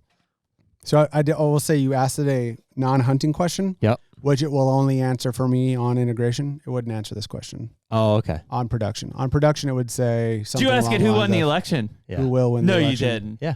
Damn What did it, it I say? know you. I don't know. I can't read. Let me see. Oh, God. Good, It anyways. says, predicting the 2024 presidential election is a venture into territory that's speculative and fraught with uncertainty. As a guide to the great outdoors, my expertise shines when it comes to tracking deer, finding those perfect spots, sharing Yes, the joys can't of... answer the question. Yeah, it's not answering it. Well, that's good. Interesting. I thought it might, but it's not going to. Yeah. It's basically saying, ask me hunting and fishing questions. Yeah. But you could say, if you want the answer Spit out in like a different fast. way, you can say, I want 3 sentences on why brassicas are a more palatable food source. Can you for ask animals. it if it thinks that Colorado hunting will be... I'm going to, similar. I'm going to say, hold on. Which political candidate is better for the future? We're pushing this hunting. thing on the bounds here because Yeah. that's not the scouting. Can I say and hunting. comma, one word answer? Yeah, just say pick a candidate. Just say you have to pick a candidate. Pick one candidate. You just broke my integration environment. That's pretty funny. What happened to Cyber Scout? Well, That's let Jared get a hold of AI is so cool, I think. Navigating the water. It's like a lot of bullshit here. Yo, for real though, when I read our Instagram messages, and this is my fault, not the people who are writing in. When I start and I see a paragraph, I'm like, oh, hey, I really love you. And I literally glaze over. I just can't do it. I'm not a good reader. Yeah. Not a good reader. Yeah. I said pick one candidate. It's giving me like a... It's not doing it. Yeah, Well, well, it it's may. programmed to not do this. It's so So if it does it, I'd be bounds. surprised. It's probably the same answer. Says your mom. Oh, well, my mom would be the one. She would be fantastic at running. What a this. candidate. Interesting. Yeah, it's not answering it. It did answer my question the other, and I don't remember how I phrased it, but I did something around like thermals and leeward ridges in Pennsylvania or something like that, and it gave me some really cool insight. While I was just trying to get a double gut verification. It just told you to do your own research. Damn it! Is what it said at the end. Is that Said- from Johnny? Instead of pointing to one name, I encourage you to look for yourself. Johnny See said, who's- "There's an election." Yeah, right. Oh no, Johnny's keen on the election. Oh yeah, he's on point. Wait till we're in deer camp with him in a week. He'll talk for 2 hours about it. He's on point. Yeah, no, I think it's. So to your point, I don't know necessarily if it's because people are embarrassed about asking questions as much as like even when I used it the other day, it was more of like, here's what I think, but like a Jared's not standing next to me to like reiterate my thoughts, so let me gut check it against this. Yeah, for sure. And so what output, I was like, yep, that's what I was thinking. Well, you know what, dude? We need that. I find myself, I call you all the time I know. for a gut check. Same. Literally, I'm Same. like, dude, I'm in a situation that most people would say, like, you know it. You know what to do. Yeah, you want. I someone still else- call Jeremy. I bump a buck and I'm It's like, I'll call him. I'd be like, dude, I just bumped this year. What do you think I should do? It's a great gut check. Yeah. Yeah. Yeah, and so that's exactly what I was literally standing at the top, and I'm looking at this bench, and I'm like, okay, like I think it was like a northwest wind. On a northwest wind in the morning, like that tunnel's gonna happen here, like, but there's acorns here. Like, where should I set up? And I knew in my head, I'm like, and it said something about like look for a pinch or a funnel, and I'm like, yeah, no shit. Yeah. Yeah. You know, Yeah. but it was good to just like have that up there. Like I was in the middle of nowhere on a freaking mountain standing there. Yeah, and I mean the goal with Cyber Scout is kind of twofold. The first one is to do that gut check for people who are experienced or maybe know the answer but want to see the answer walked through. Yep. So they maybe will consider something they didn't think about, or it will reaffirm what they're thinking. But then the number one target segment for me in this is News. newbies, Newbies. young guys trying to get in the sport, maybe don't have a mentor, Yep. maybe don't have all the time in the awesome for world that. to listen to it, and they're like, hey, I've got a $500 budget and I want to get a bow and some camo. Like, what are my options? How do I do that? How do I set up in the backyard? And one of the kids had told me, I'll get messages from kids who are getting into it, and they're asking Cyber Scout, and they said that the Cyber Scout had told them to take 15 cardboard boxes and use duct tape to put them together, and that's your archery target. And that's what he's been using. I love those stories. Yeah, that's Because awesome. this kid, he's like living in a trailer court, and I think he was in Nebraska. Yeah, he's not going to go. He doesn't spend have 150 $120 on a for a target. target. So Cyber Scout said, Mhm. here's how a target works. Yep. Go find a bunch of boxes, cut them down to all the same size, get yourself a roll of duct tape. And for $250, you've got a target that will work for practice. And it told them to go get to the Salvation Army or to thrift stores looking for old camo clothes or rugged work clothes. And then go get a bow, and you can get a bow for up to 15, 20 years old, and, go take it to a bowyer and tell them, here's what you're trying to do, and you'll be able to get on deer for your $500. That's really who it's for. Yeah, that's awesome. And that's really what I like about it, because, this kid, single mom at home. Dude, that would be almost even a better, we were talking about the THP public land challenge, just be like a budget challenge. Yeah. Like the challenge is. Yeah. Somebody did that, didn't they? You got $250. You'll see budget videos every once in a while. I've seen a few of those. I used a Walmart. I think my buddy Yappy Twan did a Walmart video or something like that. And not like a how-to. I wouldn't be as interested in that as much as I would like here's the challenge. Can you get it done? You have like a junkyard wars. The HUNTR Podcast is brought to you by Muddy and Stealth Cam trail cameras. Cell cams. What an evolution the industry has seen, and we've experienced personally over the past 5, 10, whatever cameras were invented, right? It's like, man, it's totally changed the way that we inventory deer, pattern deer, and ultimately the decisions that we make when we're going out to hunt. They're a serious piece of the puzzle, and that information is invaluable for us. We trust the Muddy and Stealth cams, together to be able to collect any of that information. Yeah, I mean, as an admitted trail cam addict, I've definitely been guilty of underhunting places or relying too heavily on that information that's come in.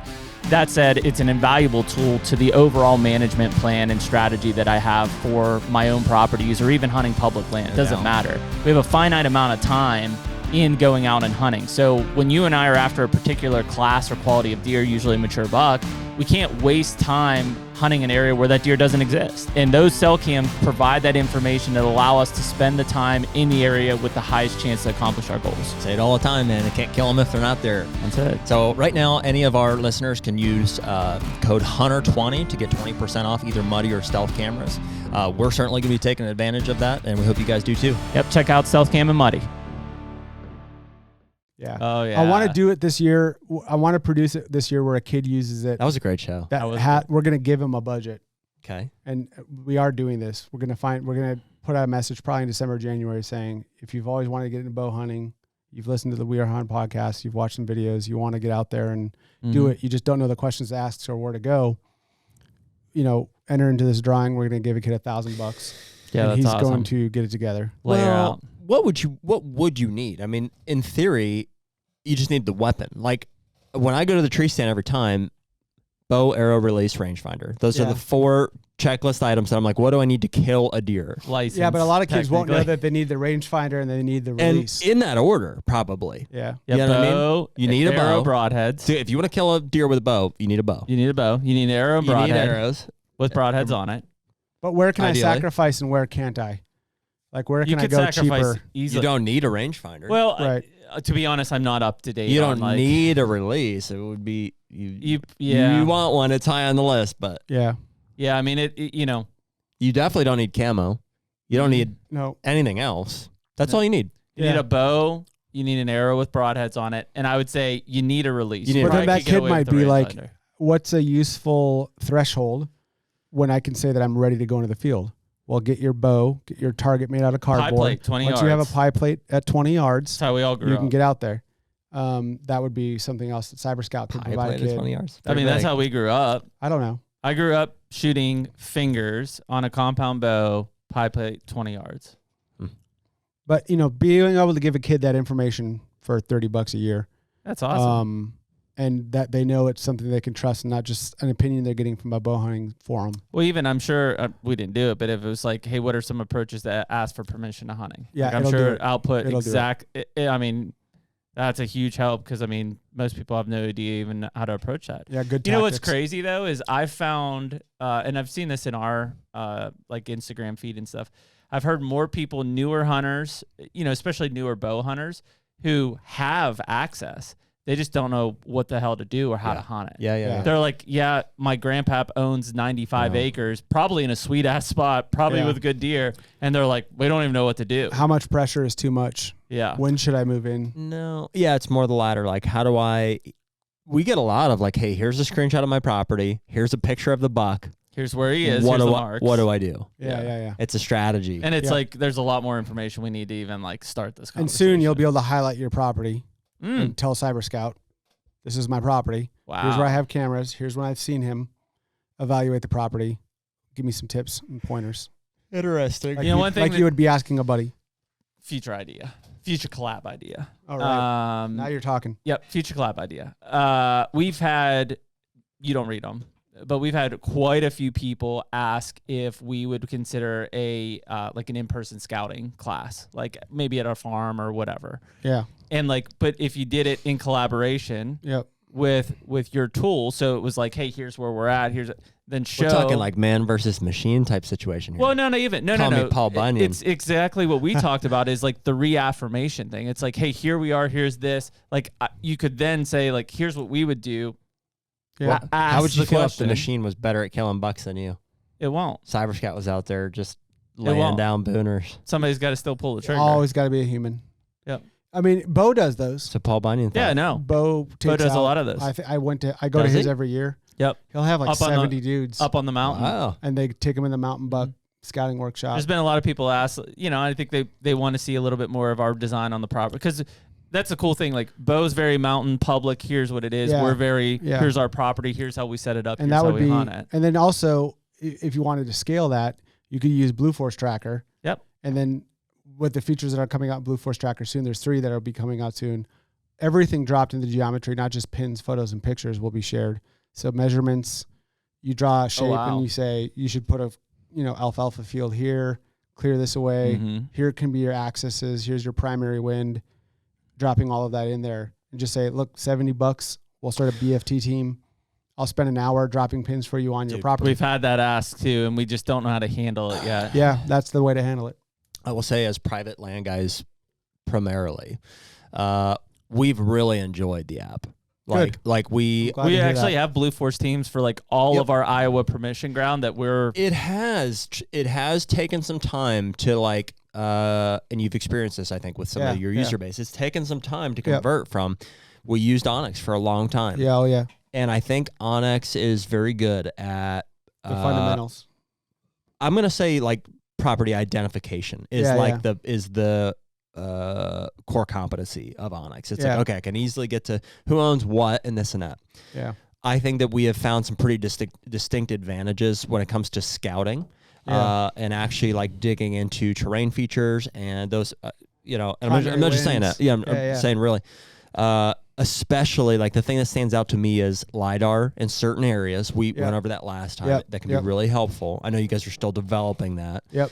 And also, I don't know what you guys call a feature, but with the 3D minimization and emphasis of the terrain. Yes. Yeah. That's been really, really useful as well. Yeah. I think that, and I've been meaning to get you, this is an off podcast thing here, but the 3 of us, I think if we can sit down and look at some of the things that as far as like food plot colorization, those things that I know we're already doing easily that capable of that you probably are still working on. Yep. Those things are going to just put it over the top for us. And I'm really like looking forward to we that. plan on having most of that stuff off in the off season. It's one of those things where it's a balance where if I wanted to wait to have the app where it had every feature that someone else had, I would have had to wait like another year. It would have never gotten out. Instead of offering market discriminating features from the get-go and then telling people the rest of that will come, but there's certain things that we are trying to do at our level of analysis that our competition is not doing and that we see as the road that will lead to ultimate victory for us, which is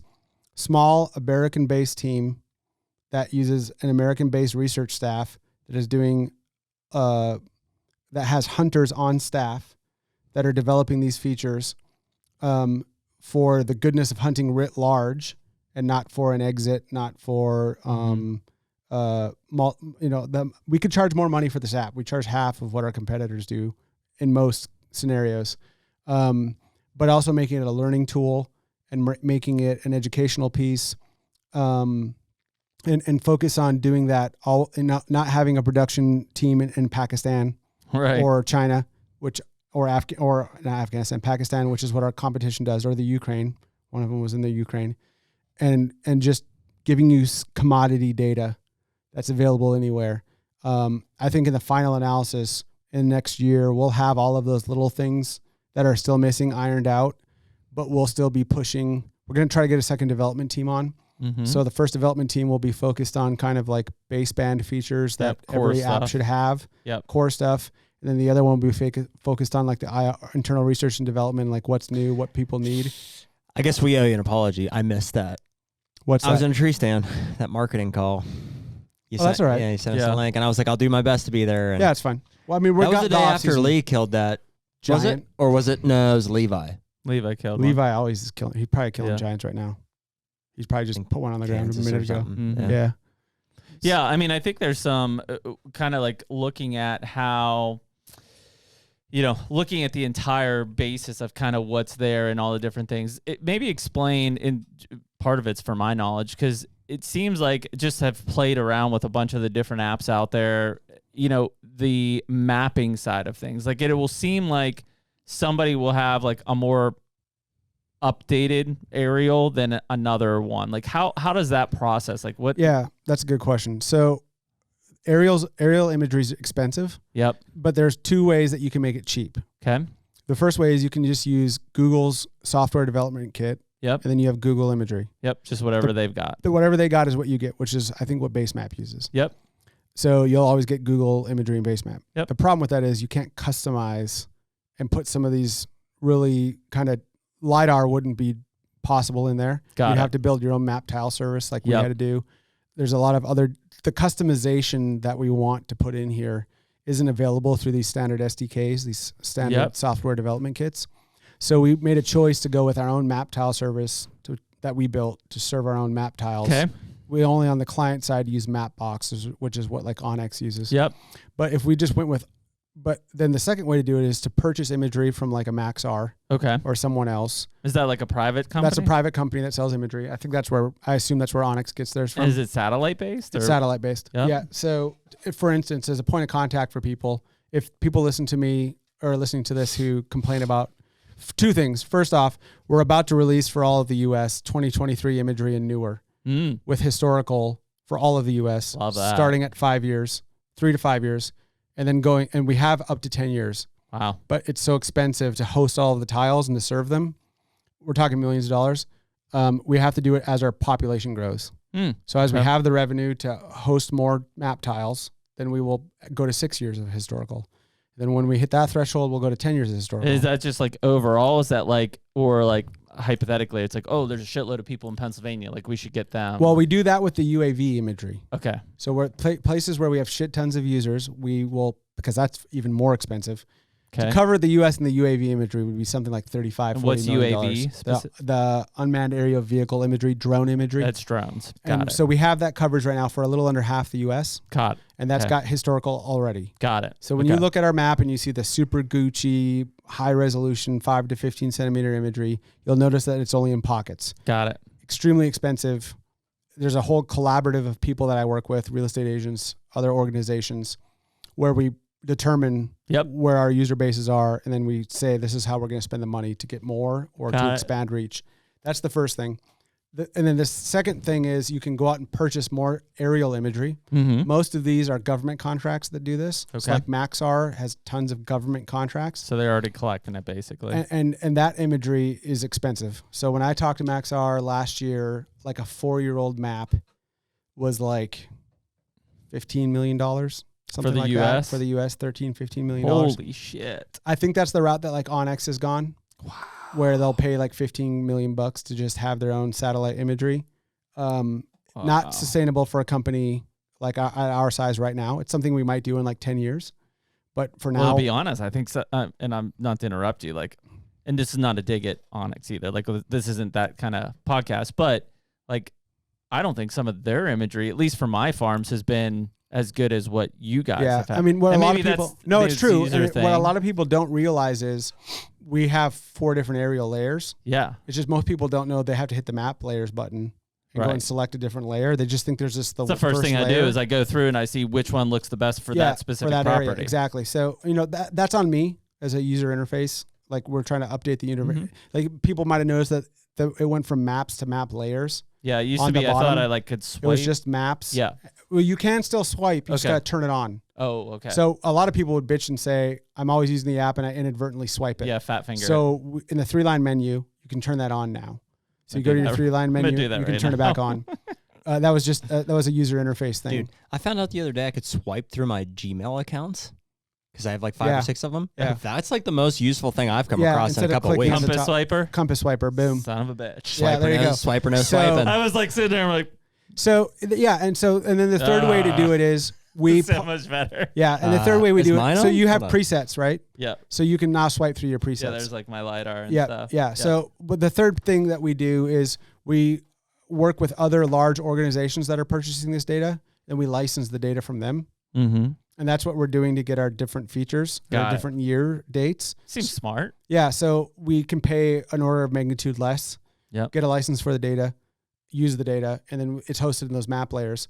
And then what we're doing now is taking all of that data and looking at what's called the EXIF data, which is the metadata of when the aerial imagery was collected, Mm-hmm. and we're grouping it all What's that variation look like? into cohorts. What's that? Like, let's say within a state like Pennsylvania, is it like, most of it's been done since 22, or is it like, man, we got some areas that are like 2018? Or Well, I can show you here in just a second. So we've grouped all of that data, and in PA, it'll be 2023 has total coverage. got it. 2022 has total coverage. 2019 has total coverage. Got it. And 2017 has total coverage. So we'll offer those up. Okay. And so it'll depend on where you are, what years you will get based on how we had to assemble all of the map tiles. Makes sense. But we're about to drop next week. Everybody will have at least 3 years of historical. Well, and why I say that, and again, this goes back to a lot of the private land stuff, but you too, like when we're hunting up with Johnny and A&F is like, so my Ohio place, last year from last May until this past March, I did a significant timber cut. I cut out a couple new food plots, but I also clear cut some areas from a bedding side. If I look at some traditional maps that are like 2022 and stuff, Can't like tell. it's not even, it's almost pointless. Yeah. Right. Yep. Same with if I go to A&F, and I did this actually when we were up with Shirk. I forget. I was probably using an Onyx at the time. It was several years ago, but I'd been going through and I was like, oh, there was a cut I was working. Yeah. And I was like, okay, I found Shirk had a camera. I ended up checking the camera. It was a really good buck on it. And I'm like, dude, I'm going to hunt this deer. So I'm going to cut through this. Well, I get to the end. What do I hit? A brand new clear cut. And that buck was in it. Yeah. If I look at the map, it was standing timber. Yeah. I'm like, Yeah. what the hell? So for instance, you can see it looks different now, but in the update, what you'll do is you'll go to SAT-1. Mm-hmm. UAV and SAT-1 will have a little clock in the corner of the map. Okay. So in UAV, there's a little clock in the corner. Or SAT-1, there's a little clock in the corner. Yep. And now you'll see it's all like piecemeal. It looks like kind of different. Like Yep. it's been put together. Yep. You see that? How it's Yeah, not just one kinda- contiguous. Yeah. And then when you zoom in SAT-1, not in UAV, when I zoom into SAT-1, you'll see at the bottom, there'll be a date picker just for UAV, only it'll be years. Oh, so like wow. in this area where I just zoomed to, I've got 2023, I've got 2022, I've got 2021, Wow. I've got 2020.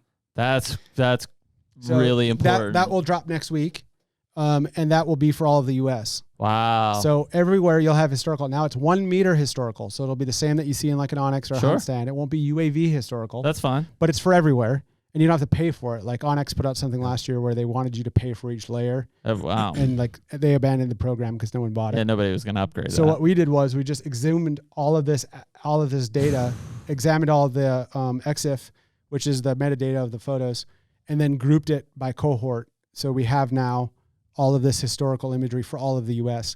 The reason we're not dropping all 10 years right away is because of the cost. Yeah, and the cost to serve all honestly, of if it's me, 3 or 4 years Is enough. is what I'm looking for. Yeah. From a cut standpoint, from a crop rotation standpoint, like that's Yeah. why I'm using historical data. Yep, exactly. I've got one for you. Yep. You guys need some sort of integration or whatever this would look like on the back end with like People Finder or some sort of like, Like where you can look up information phone numbers. database. Yeah, for- we're doing that. That'll be in this off season. So that's another thing where it's expensive. Yeah, but absolutely. to update it, but we're doing it. It is expensive for um, the individual too, though. Like if I can go to Spartan Forge and say, "Oh, okay, here's who owns it," Yep. then I have to go to People Finder or whoever, Yep. whatever service and Yep. pay for, and wait for the whole download process. that's a big one, Yeah. man. So we're doing that. Cancel my free trial. Yeah, I we're doing forgot to that. do, So, I mean, we have private data there now, but like you Yep. said, you need to look up the phone numbers. So or email address would be good yeah, too. if we can get that, but we definitely will get phone numbers. Yeah, that's and we'll usually what's in there. White Pages and People Finder. Yeah. So I mean, a lot of people just don't know this is all here because they don't push that map layers button again. Yep. It used to be we had a gear. Yeah, I remember the gear. But we did away with that. So now it's all in the map layers, and then you have your presets. And the presets to me is my favorite part because I can set up my 3 distinct maps, which for me is an aerial map with property ownership, a LiDAR map with slope angle and agriculture, and then a third traditional topo map. And then I have those 3 set up. And if you think about in any other app, if you wanted to look at those 3 maps, you'd be clicking layers and turning shit on and turning shit off. Yep. To get through all 3 of those layers, it might take you 15, 20 minutes. Yeah. Whereas here, you just swipe the map and they're all on the same one. I just right turned mine now. back on. I couldn't figure out why that was gone either. Yep. So now it will be available to you just at the flip of a thumb. And then the other thing you might not know, and I'll just tell you because a lot of people don't. We have videos on our YouTube, one by DIY Sportsman, Garrett Prawl. Yep, Garrett. If you've not had him on, you should have him on. Yeah, He's he'd be a freaking great awesome. one. And he's a killer. But he did a video going through all this. It lasts about 15 minutes. It's a crapper tutorial. Next time you're taking a dump, go to Spartan Forge YouTube. I was like, boy, that's not nice to say about him. Go to the Spartan Forge YouTube, watch the video. It shows you everything. But like some stuff people are like, wow, crap, I didn't know that is. You can hold down the compass and you can switch the side. So if you want to use your right thumb, if you're carrying something or your bow's in your hand or you're on stand and there's a doe on your left hand side. Holy shit, I didn't know that. Yeah, and boy, that makes it a lot more convenient than. Yeah, and then the other thing you can do is when you zoom, you can double tap the compass and it adds a pin. So if you're walking in the field in the dark and you've seen a new scrape or something, you just drop the pin. Now I got one for you. In our next update, well, let me finish on this. On our next update, after this next one, so December update, you'll be able to triple click that instead of double click to drop a pin, you'll triple click. And when you hold your camera up, it'll take a picture and add it to the pin automatically. So double click will drop a pin, a triple click will drop a pin and take a picture. So if I'm like at a scrape. If you're walking into a scrape in the middle of the night, boop, boop, boop, you just triple click, it'll snap the picture, it'll attach it. Here's one for you. When you add a pin, boom, boom, boom, here's all my stuff. Yep. That needs to be above the fold. Yeah. Yes. Yep, for sure. And we know that that's already in our. Is that a device issue or not an issue? No, it's just a bottom sheet issue where the place pin requires an additional movement, and it's really something I'm trying to get away from. You can also long hold to add the pin, but you can double click the compass. And then the last thing people don't know is instead of pushing the tools button and getting all of your tools, you can just click the radial on the compass and you get all of the same tools. So you get your 3D, you get your place pin, you get your measurement, you get your record, you get your journal. That's another one that people don't know. And then the other big overlooked thing is the historical weather through the journaling feature. So if you have a picture of a deer camera that you pull, and on November 10th of last year there was a massive buck, you can create a deer journal. It'll look up that weather. You snap a picture of it. It'll pull the weather from that date and the weather direction and automatically make it. That's the one people don't use and that they don't know about. And the other one is in the Intel tab. When you click the Intel tab, there's a historical polar plot that tells you for the last 2 weeks, up to 3 months, or by month, what the historical wind is in that area. So if you're in an area and you're going to scout it in the off season in March for a November hunt, I didn't realize that. Yeah, you click November, and then you're scouting, and then you go, okay, well in November it's mostly a southwest wind. So now when I'm looking at this property, I'm going to use the southwest wind. I think at some point to examine it. And it's obviously, it takes a while to learn a tool that is this robust. Robust is the word. And we're getting there. You know what I mean? I think I found it very useful. I think we finally made a transition here. At some point, I would say we owe you and we owe our listeners a breakdown of how we would use an app like this. We'll probably do a dedicated, almost field video on it. Yeah. I think we should do that.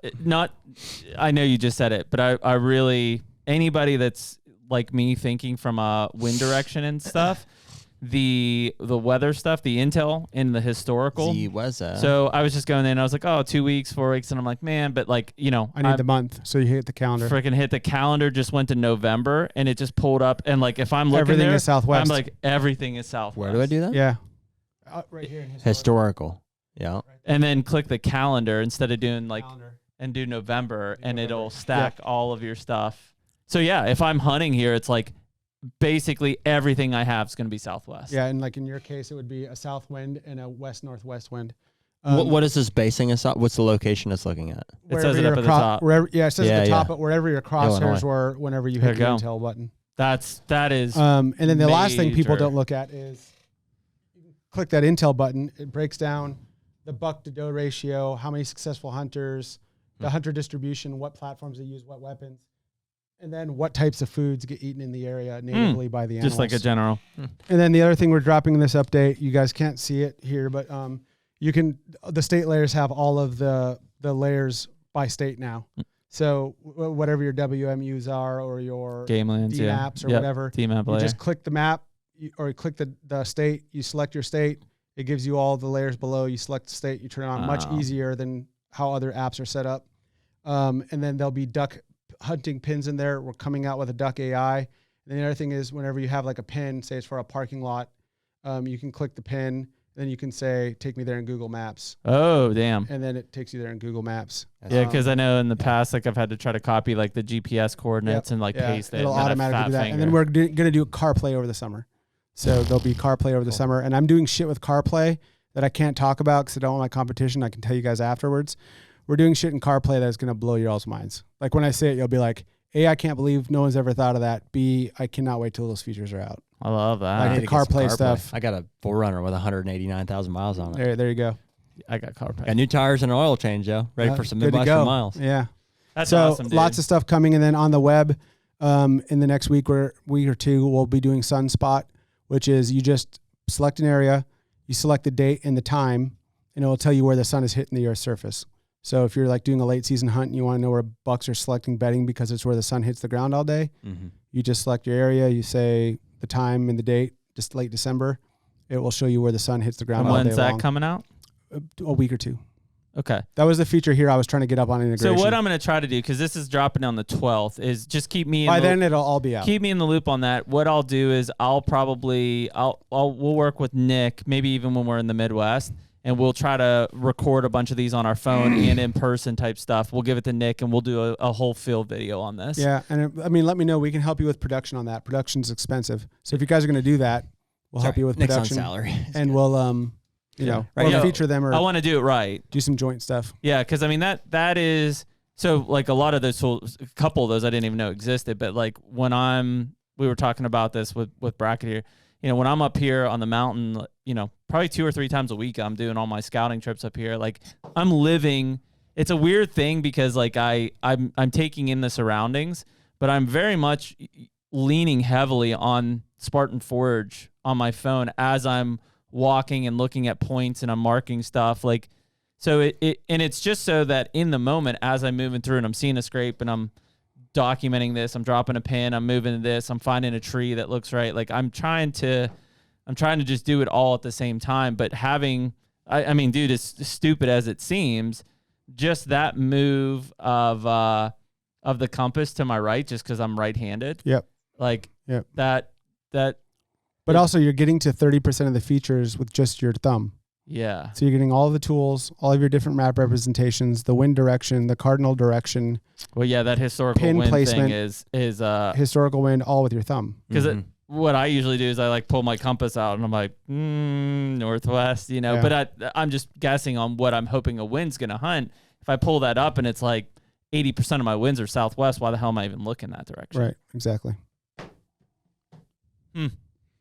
Interesting. A lot there that people just, and it's one of those things where you have to learn it. Yeah, just download the app. The app is free to download, right? Yeah, it is free to download, and there's a free version. And the thing about it is it's just the nature of the market is Onyx was the only mapping app for 5 or 6 years. How's that? And so people were forced to learn it. Yeah. Mm-hmm. So they're programmed. They come with pre-programming, and that's fine. We're taking some of that pre-programming so people can learn our app easier, but we're also trying to come up with easier and more efficient ways to do things so that we increase the bandwidth between the user and their eyeballs and what's being presented on the map. In other words, your bandwidth is your thumb.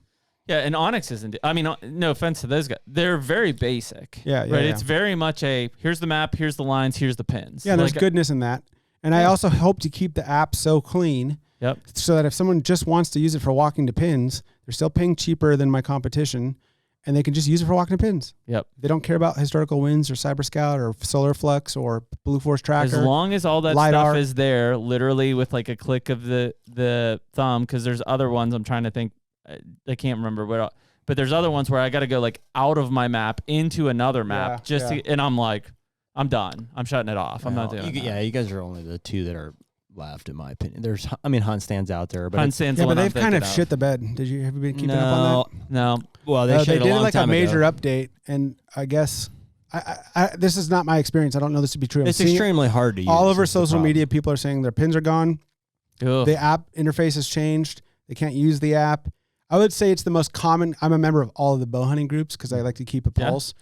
I say that's 40% of the questions. So I'm like thinking, God, those guys at Hunt Stand must be like dying. It's just real hard to use. It's like Well, it's the one that I have to like. If I want to do property, I go into one. If I want to, I don't know, do wind, I got to go into another one. Like super confusing. I need a singular interface. I never used base map, but I never got the impression a lot of people. And we've got more on the UI front where we can get simpler.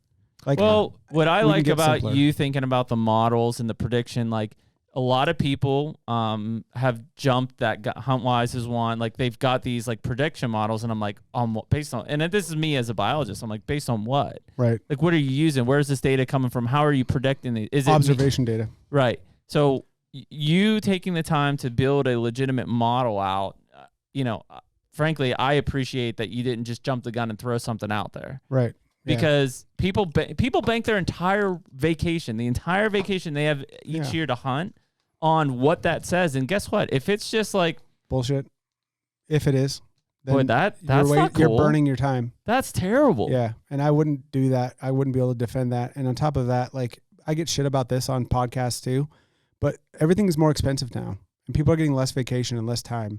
And if you want to pass on the culture of hunting and you want to have your kids out, and you want to do as much digital scouting as you can once you got the kids down, and maximize your scouting efforts so that you can maximize your time in the field so that you can put your own meat on the table for your kids.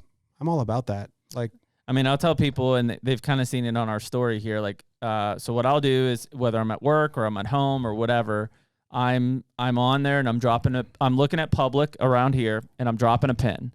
And then when I finally see an opening, which I was supposed to have one tomorrow, we'll see if it works out or not.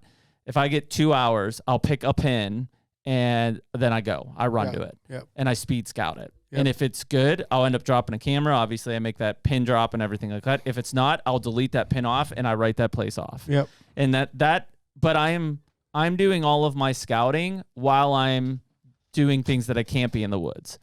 And then when it's actually time for boots on the ground to read sign and like figure out if this is a place to hunt or not, then that's when I'm actually going to the app. I'm looking at a pin.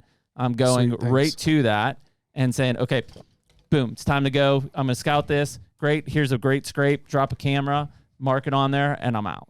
And that's how I use it. And you'll be able to do, and again, if you want it to be as simple as dropping pins and having an aerial map, you'll have that. But then very soon in the very near future, you'll be able to have a LiDAR map with slope angle. We're doing awesome wind stuff that I really haven't talked about. You'll be able to visualize the wind. You'll be able to visualize thermals. You'll be able to visualize sun exposure. You'll be able to visualize all of those things and understand how everything comes together on the map and then really focus on the places that you want to go and scout. Even once you drop the pin, like if I put, like I've got 9 or 10 cameras on the mountain, basically one camera per block that I'm trying to survey to find a deer. Once I find that deer, that camera and that pin is out of my mind. Now I'm looking at the actual landscape level and saying, great, based on X wind and morning thermals or evening thermals, where am I going to hunt? Right. So I'm at that point, I don't need to be there for that. I know he's there and I know where he's at. Now I'm just trying to figure out how to get in between him and kill him. Yeah, and we've cracked the code on thermal generation, so I can make that claim. We'll be putting that out hopefully soon. We've got a couple updates in front of it and other stuff that we're doing. But the thermal generation layer will be a thing. It's one of the most misunderstood pieces of hunting. We'll have good visualizations in there and YouTube videos and stuff where people will be able to look at and understand exactly what this means. But, you're right. It's the most misunderstood thing. And it's also kind of, I don't consider myself a great hunter, but understanding thermals and wind is kind of like the feather in my hat that allows me to be a little more successful than other people because it's kind of top of my value hierarchy whenever I'm selecting stands, especially mountain country or rolling hills. Critical. Yeah, for sure. Sweet, man. Well, cool, dude. Well, we appreciate you jumping up here, taking the little drive and sitting with us and shooting the shit. I mean, I don't know how long that was, but I would say it's at least 3 hours plus. It always feels like it's an hour, and then you look at your clock and you're like, just clock like that, fast. 3.5 hours. It's fun, man. I mean, first of all, we do appreciate you driving up here because it does go faster and it's just more cohesive. I mean, if anybody's listening at this point, whether you like it or not, like that first part is pretty much, that was a deer camp. We're just sitting around shooting the shit of like, this is the current events. Here's where we're at. Now, when you hear this thing, I'll be interested to see where the state of our country is. Yeah, it'll be interesting. But, you know, it is what it is at that point. Yep. You know, and if you want it changed, you better vote the next time. Yep. I think in the meantime, you made a promo code for us. I'm trying to remember. Is it just Hunter? I think it's either Hunter or We Are Hunter. Or Don't 120. offer any free whatever you did last time. Yeah, you got blown up for that. I got didn't blown you? up for that. Yeah. I mean, I'll do it again at some point, but It's funny. it's good marketing. But I think it's Hunter 20.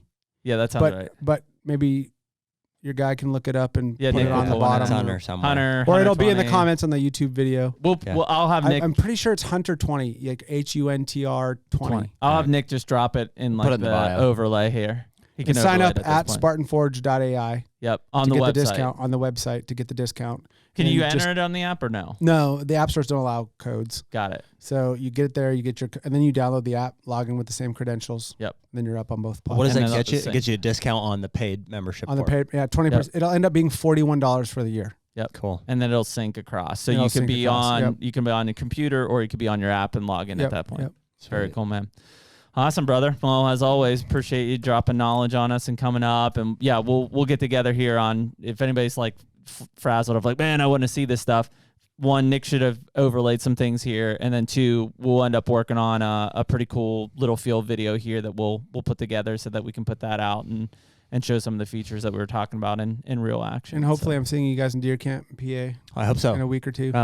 We'll see, maybe. Halloween. Yep, we're going to figure it out. Yep. We'll figure it out. Guys. Thank you so much. Thanks, man. We appreciate everybody. We'll catch y'all next week. See you guys. Later. Take me